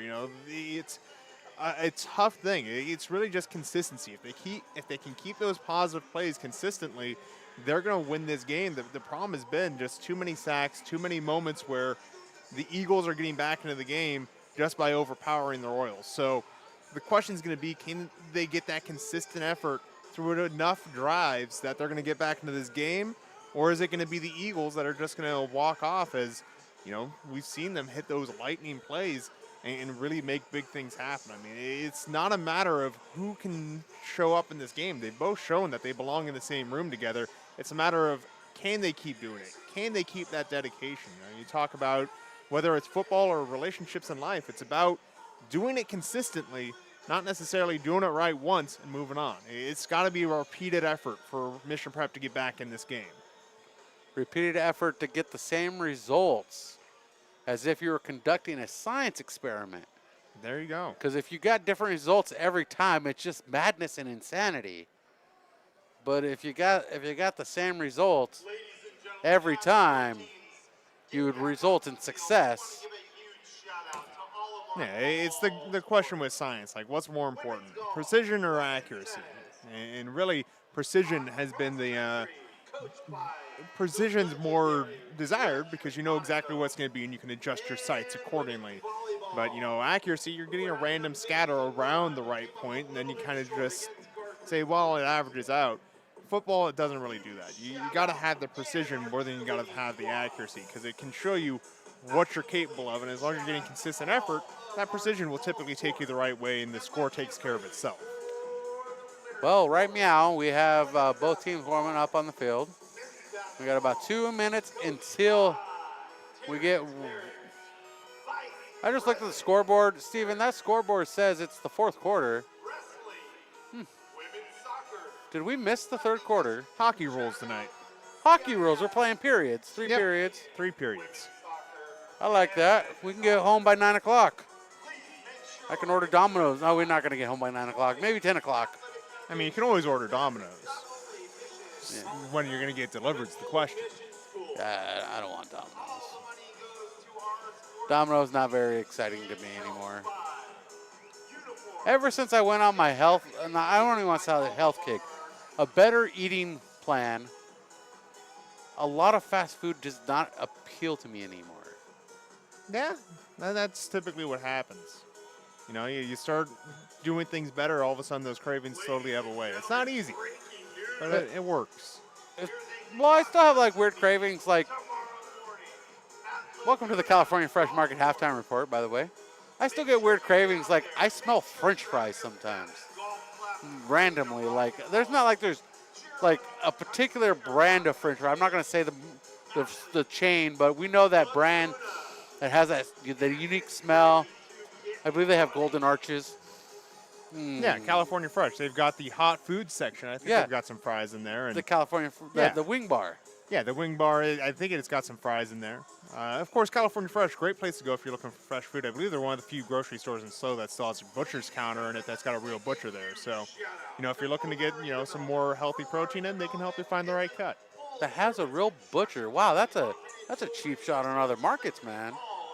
I mean, all I'm saying is I've never been to Trader Joe's and seen them actually make the cuts. If you want something that comes in a vacuum sealed bag, nothing wrong with that. But if you're looking for the right weight, right cut, maybe you need a guy behind the counter. I believe there's other stores that do that, like Food for Less. Sometimes. Most of the Food for Less guys just tell me look in the case. Not a California Fresh. That's because they're lazy, bro. Yeah. Not a California Fresh. No, of course not. You look behind the counter, they'll help you out. Oh, same thing at Foods Co. We have a great meat department. Appreciate y'all being with us. Those French fries are laced with yeah, of course.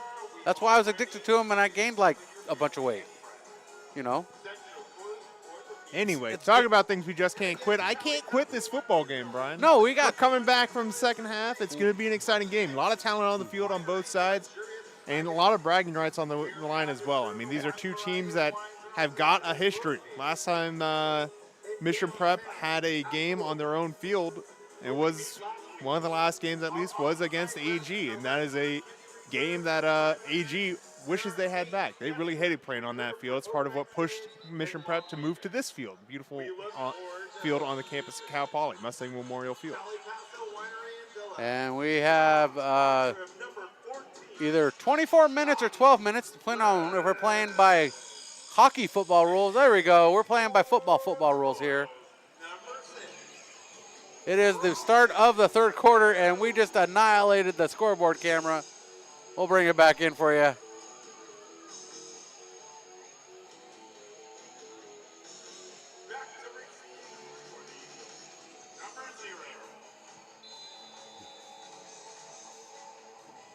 go. That's good enough. It works for us. Now Caleb Clark back deep to receive. I'm telling you guys, he's going to be one of those guys that you're going to remember saying, I remember when this guy played here. You're going to want to pay attention to him. Just like Darian Mensah's tearing it up at Tulane, I think this guy's going to tear it up at the next level. He's really got all of the attributes you want to see for a college-level player. And this one's a squib kick up the middle, out of the hands of Caleb Clark, and into the hands of Rocco Corey. And Corey takes it out to the 40.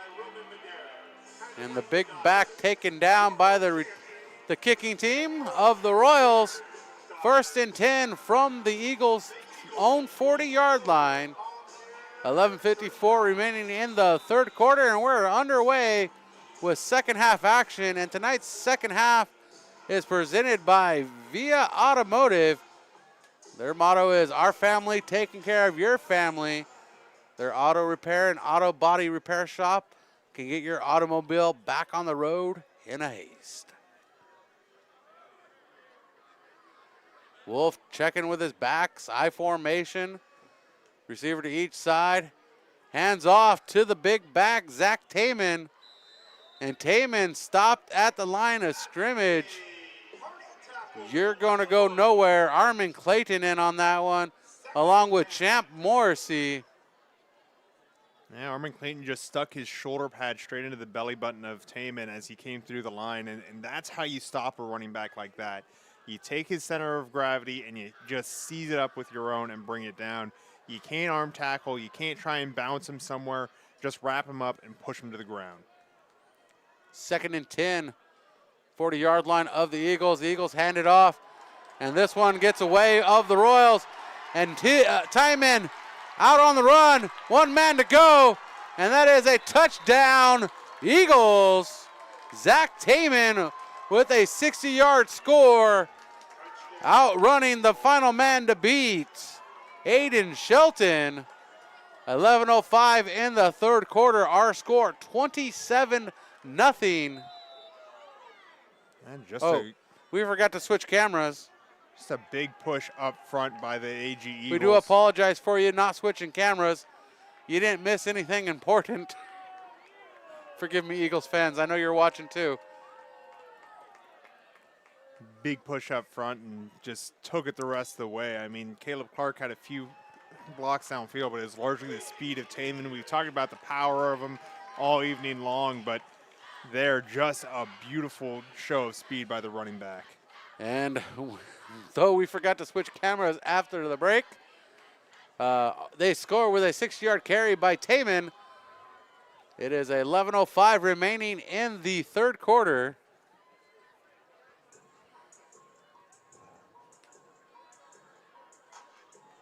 Yeah, well, Mission Prep going to get the ball back. They're hoping to be within striking distance here, but it's going to end up being a 3-score game as they get this one. And it kind of predicted when we talked about the last time they had the ball there in the 2-minute drill at the end of the half, and they just were unable to finish that drive out. Ended with an interception, and then the Eagles kneeled out the half. So Mission Prep going to try and get back into their normal down set without that rush and just, find a way to get that balance between the run and pass that's going to open up the lanes one way or the other. The Royals trying to get something going. Taman with his second score on the ground tonight. Well, he breaks off his 12th of the season. Taman with a total of 13 scores this season, including an interception, returned for a touchdown. Our score 28-7. Royals trying to gain some momentum here as the Eagles have taken full control and set flight for the final. The Eagles looking still with an opportunity to ground the Royals still with an opportunity to ground the Eagles with time left, and that is going to go out of bounds at the 5-yard line. A kicking infraction against the Eagles. And that should bring the ball out to the 35-yard line. Yeah, it's been playing along that sideline quite a few times on these kicks. This one finally takes a drop onto that Vegas gold edge that makes it very clear where the ball's at. So Mission Prep will start with pretty good field position here. Most of their drives, they've been getting into Eagles territory. Like I said, this isn't a situation where Mission Prep hasn't had a, say in the conversation. They've been moving the ball well. They just haven't been finishing the drives at the same clip the Eagles have. And once every so often they'll get a negative play, and they haven't been able to overcome those negative plays in this game. And the Eagles give up field position to the Royals on that out-of-bounds kick. 1st and 10 from the 35-yard line for the Royals. And a handoff up the middle. And Case Christensen with the tackle. And Ronnie Kardashian with the carry for a gain of 1. Yeah, just getting a quick dive play, trying to catch a quick edge and get upfield. The problem is overcoming that front that the Eagles have put up. They've got 5 down linemen, so finding a gap between one of those guys is going to be tough. I wouldn't be surprised to see the Royals adjust the splits of the linemen, something you don't talk about that much, but move the linemen further apart to make those lanes even bigger. And a throw to Thompson as he goes in motion, and that looks like a face mask. And Rocco Corey getting his hands in the grill of Thompson. Yeah, pretty clear. It's going to bring Cody Winters into the game in relief of Rocco Corey. So 15-yard penalty against the Eagles, as this should get them pretty close to Eagle territory off the penalty. In fact, 1 yard into it. 1 yard into Eagles territory at the 49-yard line. Tonight's action presented by the Mountain Air. Your one-stop shop for all your outdoor needs, from the novice to the experienced outdoorman, in downtown San Luis Obispo in the Marsh Street Plaza. Check them out, themountainair.com. 10:15, third quarter. Orlando under center, looking to throw this one. Finds the receiver on the edge, but the incomplete pass, no good, intended for Joe Villa. And let's go ahead and keep the camera back. Try to keep the ball in the frame. And just a little pass out there to Thomas Glenn was the intended idea. They were trying to work off the screen pass that they've shown about 4 times in this game. Pump fake it there and then go deep. But Glenn covered, so ended up as just a ball straight into the dirt.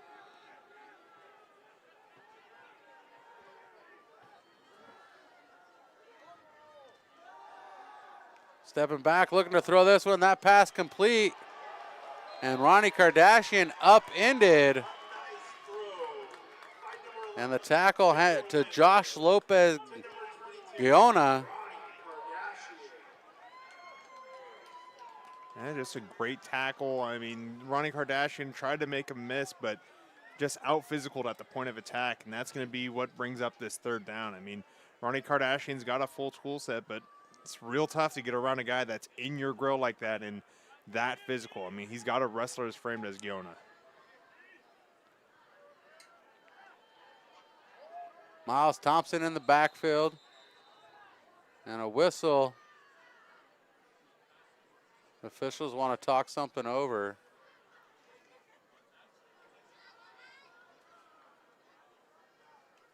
No timeout, just an officials conversation. They want to start the clock. And I think the clock did not start on time, if I had to guess right, without being able to hear the microphone. Orlando looking to throw this one. Fires this one over the head of Villa and through the hands of Kardashian. That hot pass goes nowhere. And that's a 4th down for the Royals. 4th and 8. Right idea, right play execution, just hands a little bit too stiff there. I mean, a beautifully arched throw to place it right where only Kardashian can catch it, and Kardashian just a little bit stiff on the reception, and I think that easily could have been 6 that just got dropped. 9:52, the clock stopped on the incomplete pass. Royals coming out with a formation, 2 to the right, 2 to the left. Orlando takes the low snap, fires a pass over the middle. Kardashian unable to get to it. And a flag in the backfield, and that is roughing the passer. And the drive stays alive. Yeah, just a late hit after the ball was gone. That's going to cause the Royals' drive to stay alive here, and that's just a discipline issue there for the Eagles. Just you can't have a late hit on a 4th down like that. You got to be more disciplined. The sack isn't that important. You're really going to expect more of a deflected ball, incompletion, something like that, and the physicality completely unnecessary from AG on that play.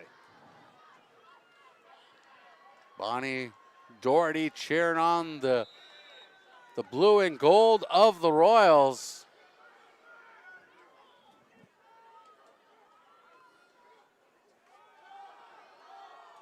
And the pass comes awkwardly out of the hands of Orlando and goes out of bounds. A backwards pass, a loss of yardage out at the 37-yard line. Well, we talked about earlier in the game where a backwards pass will be a fumble and you'll lose the yardage on that. I think they're finally going to get that one there. So this is a big loss. And I think it's an angle of release issue. I think it started leaving the fingers before he had finished throwing the ball. And so just flung off to the side. Poor release angle. And that's one of the things that quarterback coaches work on a lot is getting that arm above your head to come down with the ball.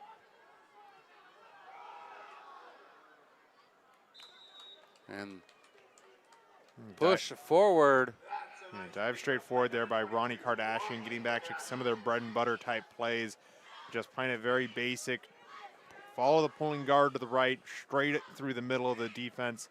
Get back towards the stick. They're still about a yard short, but as we said, Mission Preston having issues when they have a negative play like that, a backwards pass, getting that yardage back and keeping the play alive.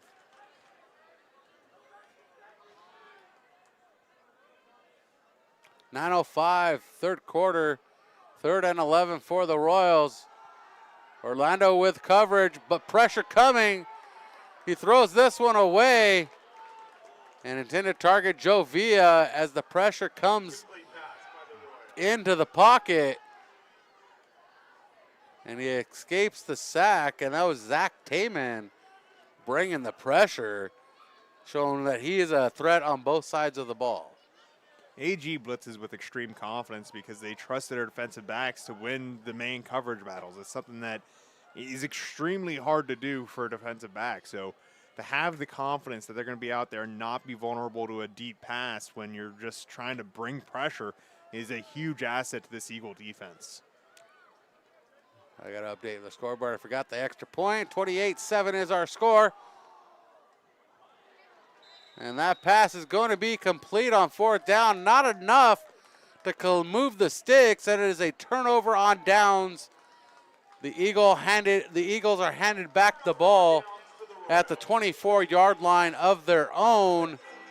8:49 here in the 3rd quarter, and the Royals defense faced with a daunting task to try to stop these Eagles once again. Good play on any other down, just ran a little bit too far inside of the sticks, and as a result, it's going to be going right back to AG. AG, last time out, had a big explosive play, just keeping the ball on the ground with Tayman. Tayman broke free and had a huge touchdown run. See what they have dialed up this time.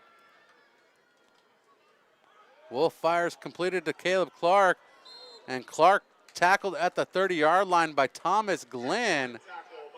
And that is a 6-yard pass to bring a 2nd and 4 for the Eagles. Caleb Clark, a really patient runner when he has the ball in his hands. Glenn took the battle to him, wrapped him up around the legs and pulled him straight down. That's how you take down a guy like that. Wolf back under center this time. And the run up the middle looking for the 1st down. Might have broke off just enough yardage. Awaiting the official spot of the ball. Number 86, Lincoln Bloom with the stop. And the ball spotted, and it's going to be 3rd and inches. Lincoln Bloom with the stop. Well, good job with the aggression for Mission Prep. 2 successful plays for the Eagles, but they're still behind the sticks. That's because Mission Prep really got after it there. Eagles facing blitz by the Royals, but the offensive push enough for the first down, and the push enough for more than a first down, enough for 6 yards or more. The ball spotted at the 47-yard line of the Eagles. That is a 8-yard pickup on a short yardage situation. And big first down. I mean, they've done that a few times in this game where they only need a yard or two, but finish through and get that extra push. Wolf checks his receiver, and that one is batted. And that hand up there in the sky, the Ginger Hulk, Armin Clayton. And I think as Ryan Weisenberg is mentioning, he's channeling the spirit of Mutombo tonight, going, no, no, no, not in my house. I also give a little bit of credit there to Xavier Wiseman, getting through, getting a big push. Good to see him back out on the field after he was injured in the first half. And the run up the middle, and the takedown by Champ Morrissey. Champ Morrissey preventing the first down by Taman, but Taman still collecting yardage tonight. I would say at this point, Taman's well on his way to collecting 100 yards. Oh, he's got to be past that already if I had to bet. I got a wooden penny to bet on that one for you if you want to bet wooden pennies. Well, he had over 50 yards on one carry alone on that last drive. So, yeah, that's true. I'm pretty sure through what he did in that first half, that was the one that put him over.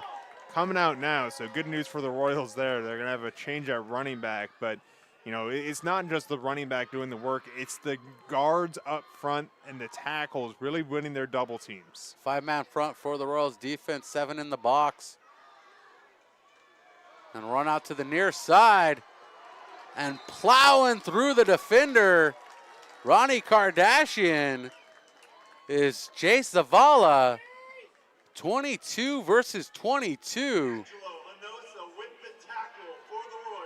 And not a big fan of the way Zavala dropped his helmet there, though. I mean, the only way to really tackle on that is to drive through the body. And the way that Zavala dropped his helmet, the crown was past the limit. So hopefully he can learn to lead with his eyes a little bit better in the future.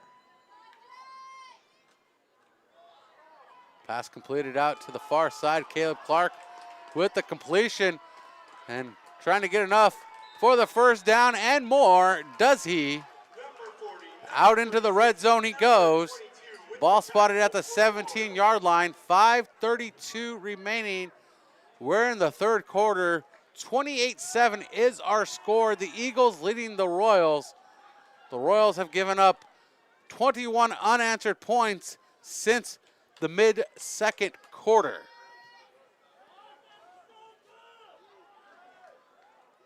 And Wolf working from the shotgun, sending a man in motion.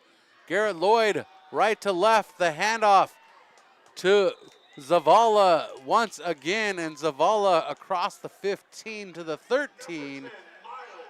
A second down for Arroyo Grande, the Mountain League champions. And, the good news for AG is they can save a lot of this for next week. Sam Wolf showing off how accurate he can be and how well he can move with the ball. But the fact that they're not needing to move, through the air that heavily tonight, a real good sign going forward. Pass complete to Caleb Clark again. Shakes the defender, gets a block into the end zone. Goes the Eagles and Caleb Clark. And Andrew Moreno setting the block, allowing Caleb Clark into the end zone on that 13-yard pass. And that's what makes him such a dangerous player with the ball. I mean, he doesn't need to completely dedicate all of his body weight to make a juke like that. He starts leaning into it, picks up his feet, moves back the other way. You know, if you try and dedicate and take away his juke, well, he's still got enough momentum going the other way. It's very hard with his ability to change directions to keep him contained. Caleb Clark here getting a touchdown in this game, one of many that he's had in that uniform. And the extra point up and good. 28 unanswered points given up by the Royals. Second touchdown of the quarter for the Eagles. 35-7 is our score. And Caleb Clark with his 8th reception touchdown of the season. Sam Wolf with his 14th touchdown completion of the season. And the Royals getting ready to receive this one. 4:35 remaining here in the third quarter. A 28-point deficit for the Royals. Yeah, it's going to be a big hill to climb. 28-point deficit here. So 4 scores that they've got to get in quick succession. We've been seeing Mission Prep struggle when they've had to throw the ball. They've taken a few sacks. They've had a few interceptions. You know, there hasn't really been a great communication in that regard. When the run game hasn't been going, the pass game hasn't either. So really, I'd expect Mission Prep to try and get that run game going one last time on this drive to try and gain some momentum back in that direction before ultimately falling back on the pass game if they're able to get the score a bit closer. 4 scores in 7 years ago? Or 7 minutes ago? 7 years ago, I think they were just finishing up playing 8-man.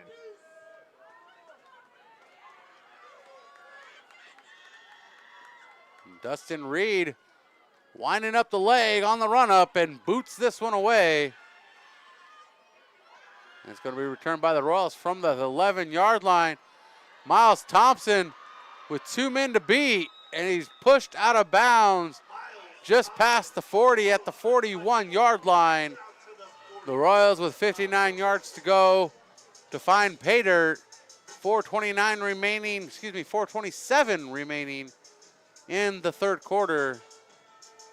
And the Royals sending the offense back out under the helm of Vinny Orlando.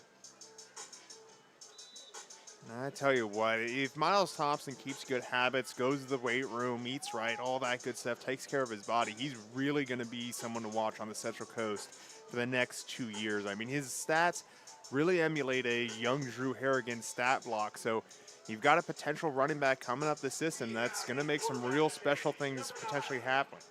Well, we'll make sure he eats his Wheaties and drinks his, takes his Flintstone vitamins.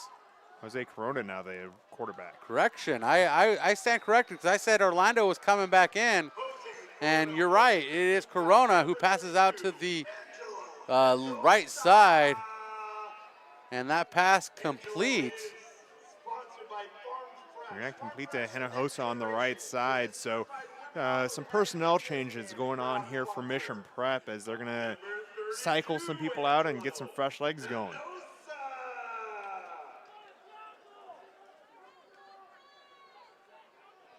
And Miles Glenn's the wide receiver on the near side. A lot of different players out there.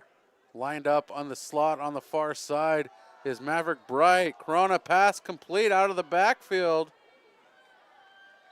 And gaining a few yards. With some laundry on the field is Brandon Augustine.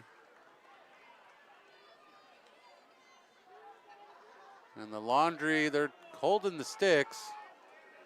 So this is probably in favor of the in favor of the Eagles if they're holding the sticks. Yeah, hold against the Royals and gonna move them back behind the sticks again, and not a negative play that they could really afford there. So just trying something on the simple screen and ended up losing a lot of yardage as a result. As there's also gonna be a substitution up front. Wiseman coming out. Or sorry, Wiseman coming in as Corona brings the play into the huddle. Royals step to the line. Maverick Bright lined up in the slot. 2 backs in the backfield, 4-man front. Pushing forward as Corona can't escape the pressure. And the tackle to DeBreeze Another sack for DeVries. He's probably going to end up averaging about a sack a game now, as I think that's his 3rd sack of the game. Came in with 7, came in with 6, so he's got work to do to average that out. So huge game for him. He just seems to love playing in San Luis Obispo. He had a 3-sack game against the Tigers earlier this year in that rivalry. It's a kind of a quasi-rivalry now. I don't think it's got the same heat that it used to have, but we'll see. With the Tigers potentially moving up next year, we could get a real rivalry between Mission Prep and SLO. I think there's still a lot of heat in that one. Corona working from the shotgun split receivers. Spread offense. And the tipped throw through the hands of Josh Lopez Gaona. And that is an incomplete pass. And you talk about the sacks. Zeb DeVries getting a look tonight as Coach Wolf was in the house. So somebody's getting a look at him. He could be playing here at Cal Poly next year. And that's a bad snap. And falling on it to save face is Caden Ways. And that gives the Eagles the ball at the Royals' 3-yard line. And I think it's safe to say the wheels have fallen off the bus at this point, and we need to call the Motor League to get some assistance on the side of the road. Yeah, luckily walking distance here for Mission Prep, but unideal as Mission Prep takes the timeout to gather their thoughts here. And we'll take the timeout with them as we gather our thoughts. Mission Prep football continues on PSN TV. Sunday Car Wash is a proud partner of Mission College Prep Football with 4 locations on the Central Coast. Find out why they were voted the best car wash in SLO. They offer an unlimited membership for as low as $19.99 a month. That includes perks like free beverages, towels, and air fresheners with every visit. Sign up in person or online and get 50% off your first month. That's Sunday Car Wash, a proud sponsor of the Royals.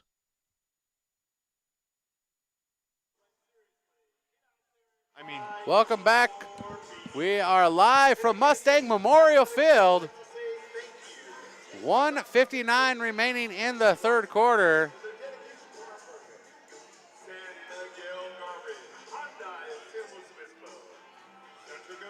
Yeah, we'll see what's going to happen here on this drive. So World Peace has said he should have taken the ball into the end zone and gave up the safety 2 points and forced the Eagles to work with a full field on the ensuing free punt. What do you think of that scenario as the Eagles face a 1st and goal from the 4, or from the 3 that is, as they push forward looking for the end zone, and that is a score for the Eagles on the back of Rocco Corey, and Rocco Corey celebrating with his squad. 1:52 in the 3rd. Yeah, I don't think it's really a position to where we got to critique a backup punter. I mean, that's not something I'm really here to do, as Rocco Corey ends up in the end zone. Yeah, game sense, maybe kick it out of the back of the end zone, maybe just kick it off the ground. There's a number of things they could have done there, but, point of the matter is AG's got the ball. They pushed it into the end zone, and Mission Prep really seems to be ready to just try and get out of this one without injuries and start looking forward to playoffs. So we'll see if Mission Prep and AG both call off the dogs and have a more amicable 4th quarter, as it's just around the corner. A 3-yard run for Corey, and that is 35 unanswered points issued out by the Eagles to the Royals. 42-7 our score. And potentially going into the 4th quarter, we could see a running clock the rest of the game to get us home and into the playoffs. And speaking of playoffs, our broadcast schedule changes as we go into the playoffs. We have a partnership with NFHS Network, and our games will be switched over to the NFHS Network for streaming through their services. And we will provide you with all the links and information you need in order to enjoy the festivities of the Royals playoffs this coming season. You might be saying, well, what about if I'm an AG fan? Same deal with AG. NFHS has first right of refusal and exclusive rights to broadcast the game. So essentially, our options are either pay them enough to decide not to take those rights or just join up. So we'll be joining up. Sorry about the paywall. Nothing we can do about it. Yeah, it's either we pay them like $1,000 a game, or we do it for them and they don't pay, and we don't pay them anything, and we still get to have some fun. We like that option. We like to have fun for free. So yeah, sorry if you can't watch it, but hopefully there will be some watch parties around your school of choice, whether you're a Mission fan or an AG fan. The thing that makes high school football so fun is the community. Find someone, reach out, and get a good watch party together. It'll make it the subscription worth it, especially if you divide it up among all the people at the party. And the run up the left side by Kellogg gets stuffed quickly at the 28-yard line. Royals 1st and 10 from the 28. 1:47 remaining here in the third quarter. Third quarter action presented by Via Automotive. Check them out the next time your car is in need of automotive repair or auto body repair. They have it all, and they're open 7 days a week to meet your needs. So if you work Monday through Friday, taking it on Sunday because they are open. I believe they're going to be announcing brackets here Sunday after all the results go final. A lot of moving parts, 112 teams across the central section alone. I've got to get all sorted out. The playoff format a little bit different than previous years. There's going to be a Division I AA and a Division 1A. Each of those has 8 teams each, so essentially D1 has 16 teams, but don't tell them that. Everyone else has 16 teams in Divisions 2 through 6. And the ball comes loose, and falling on it is Corona. And another miscommunication for the Royals. And the Royals able to recover on this one, and only a loss of a yard in the mistake. Yeah, not much to say on that one, so we'll keep talking about playoff format at the start of it. Playoffs? Yeah, it's happening next week. We may as well strike while the iron's hot. Each team at the beginning of the season was assigned a division. You can move up or down one division. For Mission Prep, they were assigned Division 4. They're most likely going to end up in Division 3 due to playing some pretty good teams. Most likely going to be on the road. AG is a Division 2 team. They're likely going to be playing in Division 1 because they played some tough teams and they won. And with that, what will be an 8-2 record is definitely an opportunity to move up. And the tackle by Jake Folkrod. Short gain for the Royals. And Brennan Augustine with the carry. Augustine had 2 touchdowns earlier this season for the Royals. In a game, I don't remember what game that was, unfortunately. In my notes, I don't have that part. But Augustine with 2 touchdowns earlier this season. I believe it was against Kern Valley. There we go, against Kern Valley. You have a better memory than I, and we approach the end of the third quarter.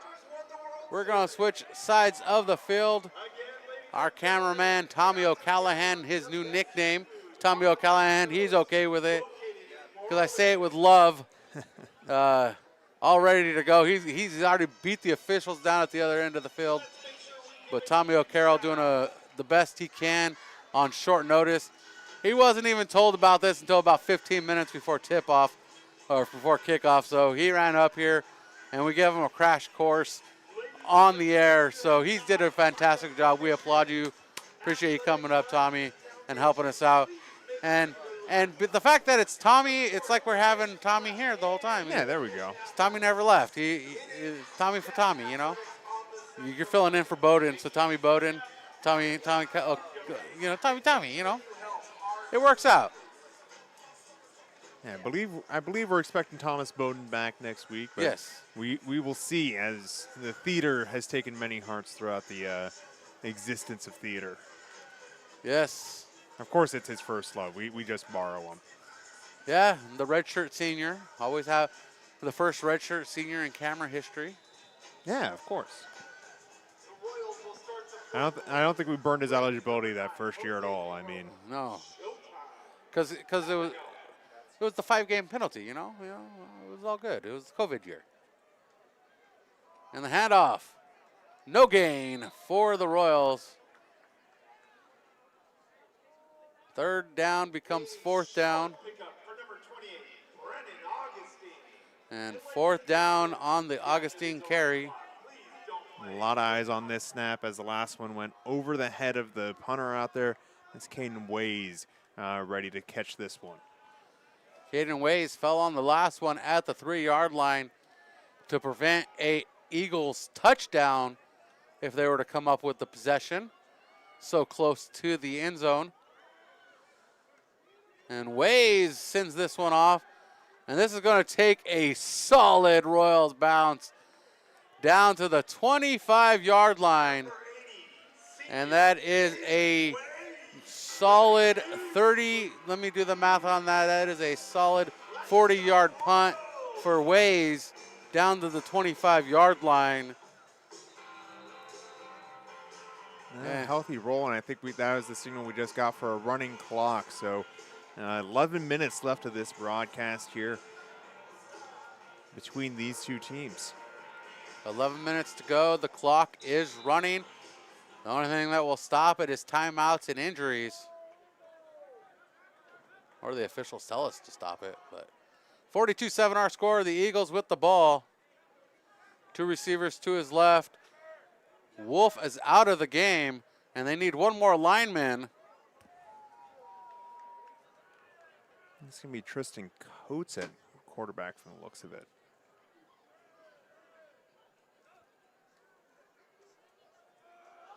Ball comes loose, and the Royals come up with it. That is Champ Morrissey. And the handoff intended for Zavala. And the miscommunication results in a Royals collection on the turnover. Jacob Krajewski's the quarterback on that one, and he's getting a talking to over it. Even though the running clock has started, they're really trying to be more disciplined than that, as Mission Prep going to have a chance to scavenge a little bit of good vibes out of this one and look to push one in at the end of the quarter here. With the punt of 40 yards plus the 3-yard loss, the 3-yard gain, shall we say, for the Royals. The ball spotted at the 22-yard line. Corona rolling out to the near side. That pass intended for the big man on the near side, and Maverick Bright just couldn't get his hands on the hot pass. 2nd and 10 for the Royals at the 23-yard line, trying to get back into the red zone. Correction, 22-yard line.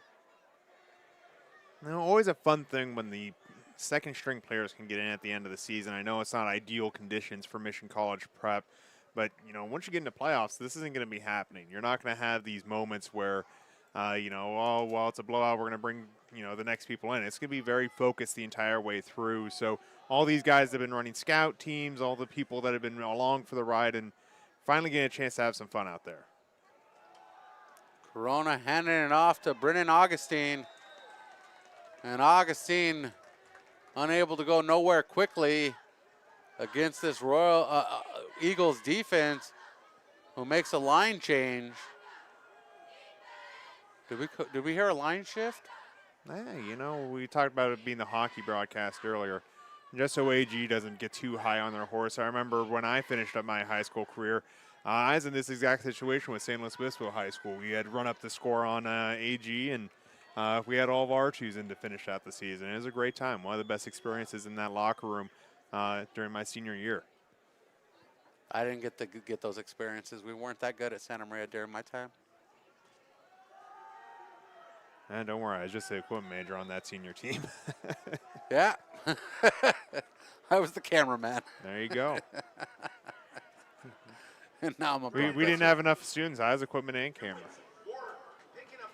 And a short gain by the Royals. And don't forget to follow us on Twitter, The Prep SN. You can follow me, Stanley on Sports. Follow Steven. Don't follow me. Follow Steven, Slowpoke Sports. I'm not on that account, hardly at all anymore. If you find me on social media, don't. Find Steven on social media. Make him popular. Make him an instant celebrity overnight. They're going to be trying one from about 39 here from the looks of it. That's a tough one. 39 yards. Roman Medeiros was good from 30 in pregame. And that kick is up. It is straight, but no good because it is short. Well, last time I saw one short like that in a fourth quarter, it was Xavier Oliphant returning a field goal for a touchdown. Only time it's happened in Cal Poly history, of course, is the other touchdown. And before they started construction on the John Madden Center, but AG electing not to send anyone back to return that one. And as a result, they're going to take back over. Clock still running and hoping for a better result as they'll be getting the ball on the 20. And is a bad quarterback running back exchange that led to Mission Prep getting the ball last time. Only one play on the last drive for the AG Eagles. And Jacob Kurowski in under center. High formation. It looked like a late start from the guard. And the push forward by Corey. And Rocco Corey gaining a few yards, enough for the first down. As the official says to keep the clock running on the running clock. So run the clock on the run. 5-man front for the defense. And a push forward. Zavala carrying it this time. And Zavala gaining 6 out to the 36-yard line. 5:35 on the clock. 42-7 is our score. And the Eagles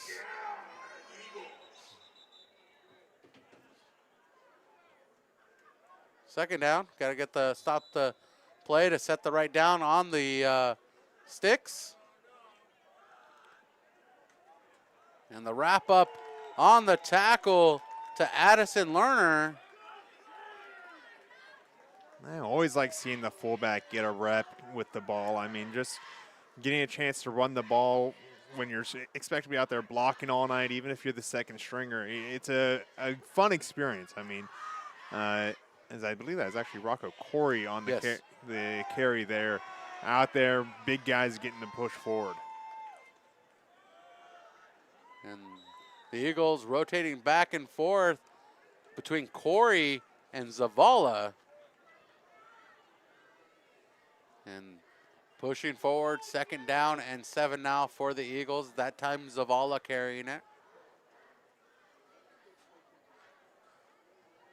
Well, like I said, we'll see how this new D1 gets seated. It's split into 2 brackets. AG likely cruising at around number 14 if it was a 16-team bracket, but it's not. So we'll see if they get a top seed in 1A. A tackle into the backfield. And the wrap-up, Seth Orozco, the freshman called up from JV. Seth Orozco's had a few good tackles in this game. He's been one of the consistent effort makers on the team. Just hasn't been enough of that effort throughout this game. We talked about the follow-through and consistency. Seth Orozco's been putting in consistent effort through the night.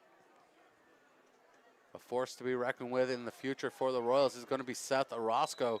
He has 3 more years with this squad, and he's just going to get stronger and bigger as he grows.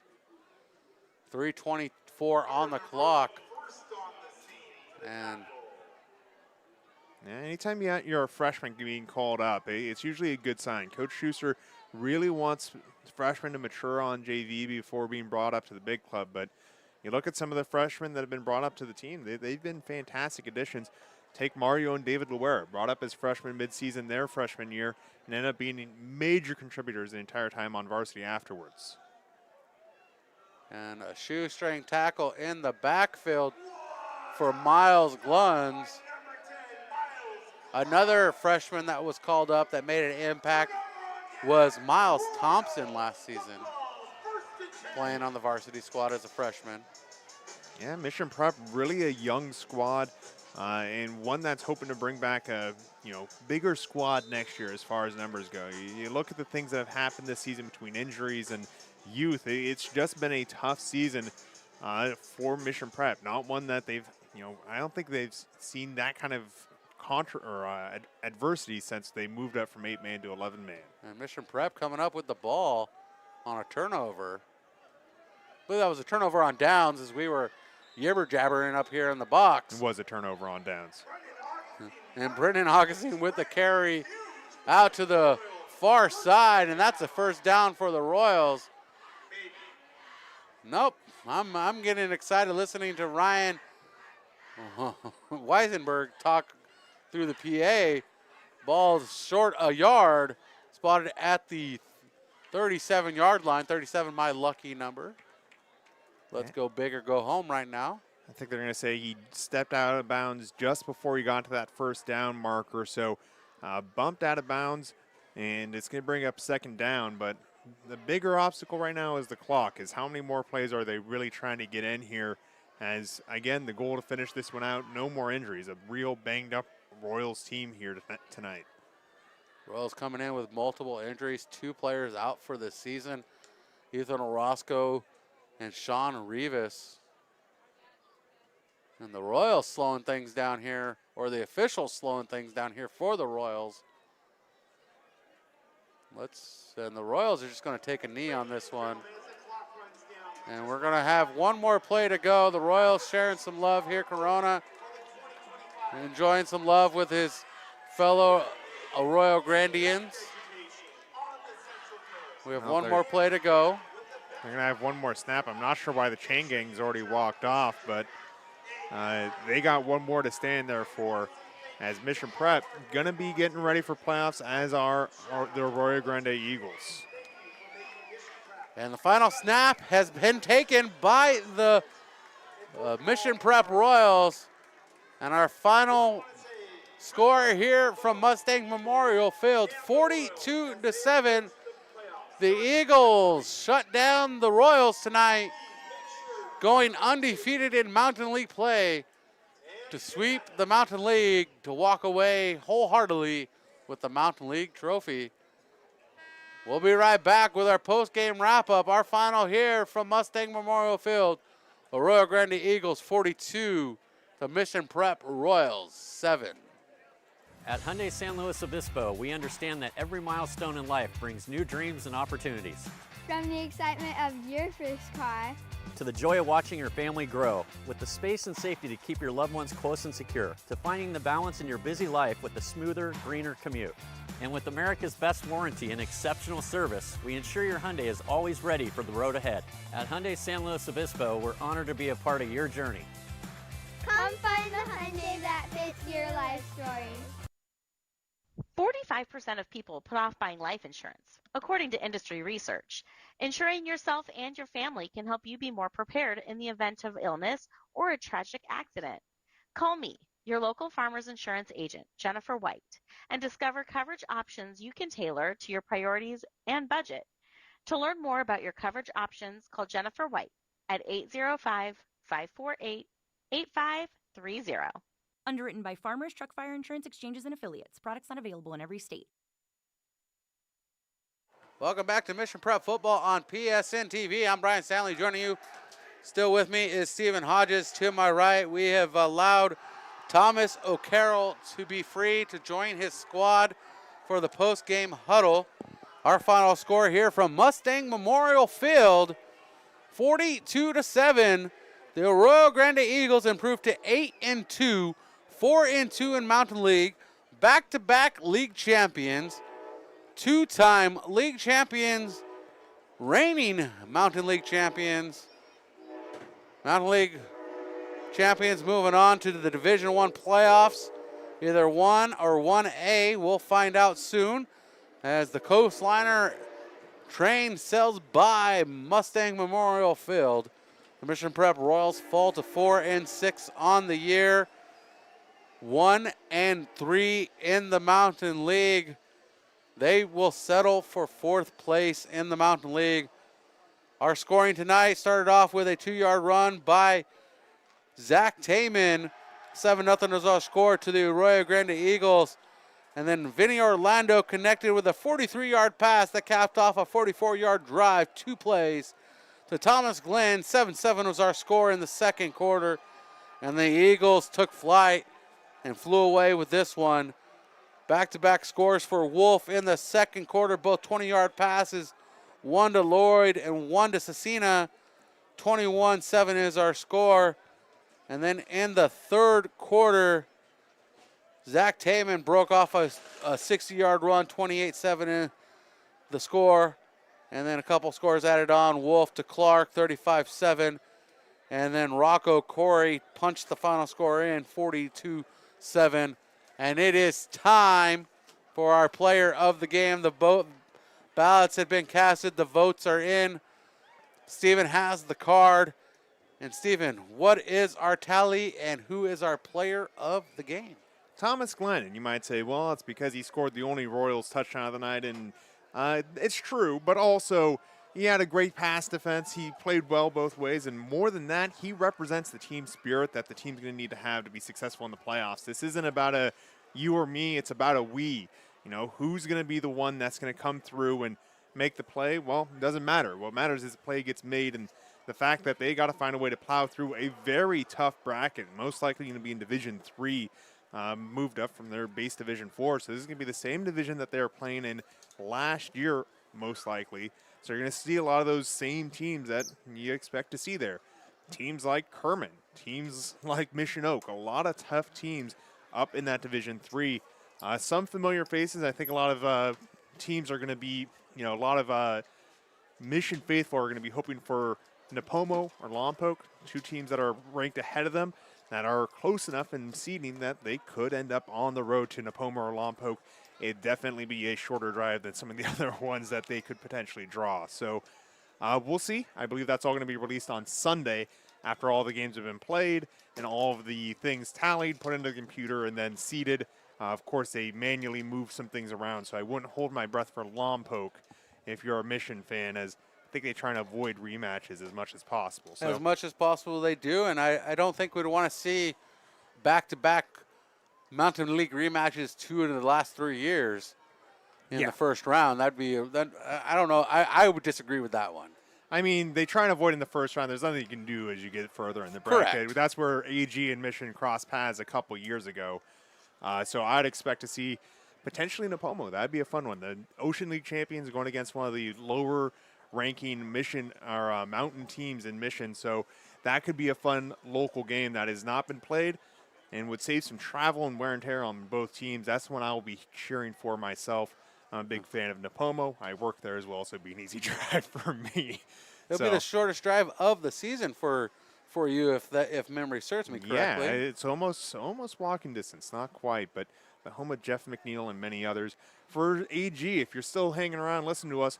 I would expect a road game in one of the top brackets between AA and A. I'm not exactly sure how they're going to seed those, but when I kind of paced it out earlier on my own, they ended up on the road to Frontier, which is in west side of Bakersfield near Shafter. So that's what I'd be expecting if I were an Eagles fan, but we'll see. There's going to be a lot of teams on the road on the Central Coast. Not a great year for football on the Central Coast as we can conclude the regular season. I think we can agree on that. I feel like the Eagles should be at home this year, sporting the record they have, but time will tell. Well, you're looking at D1. You're talking about a lot of teams that won 7 and 8 games, or in a league with teams that are undefeated and just give me my big opinion, time, bro.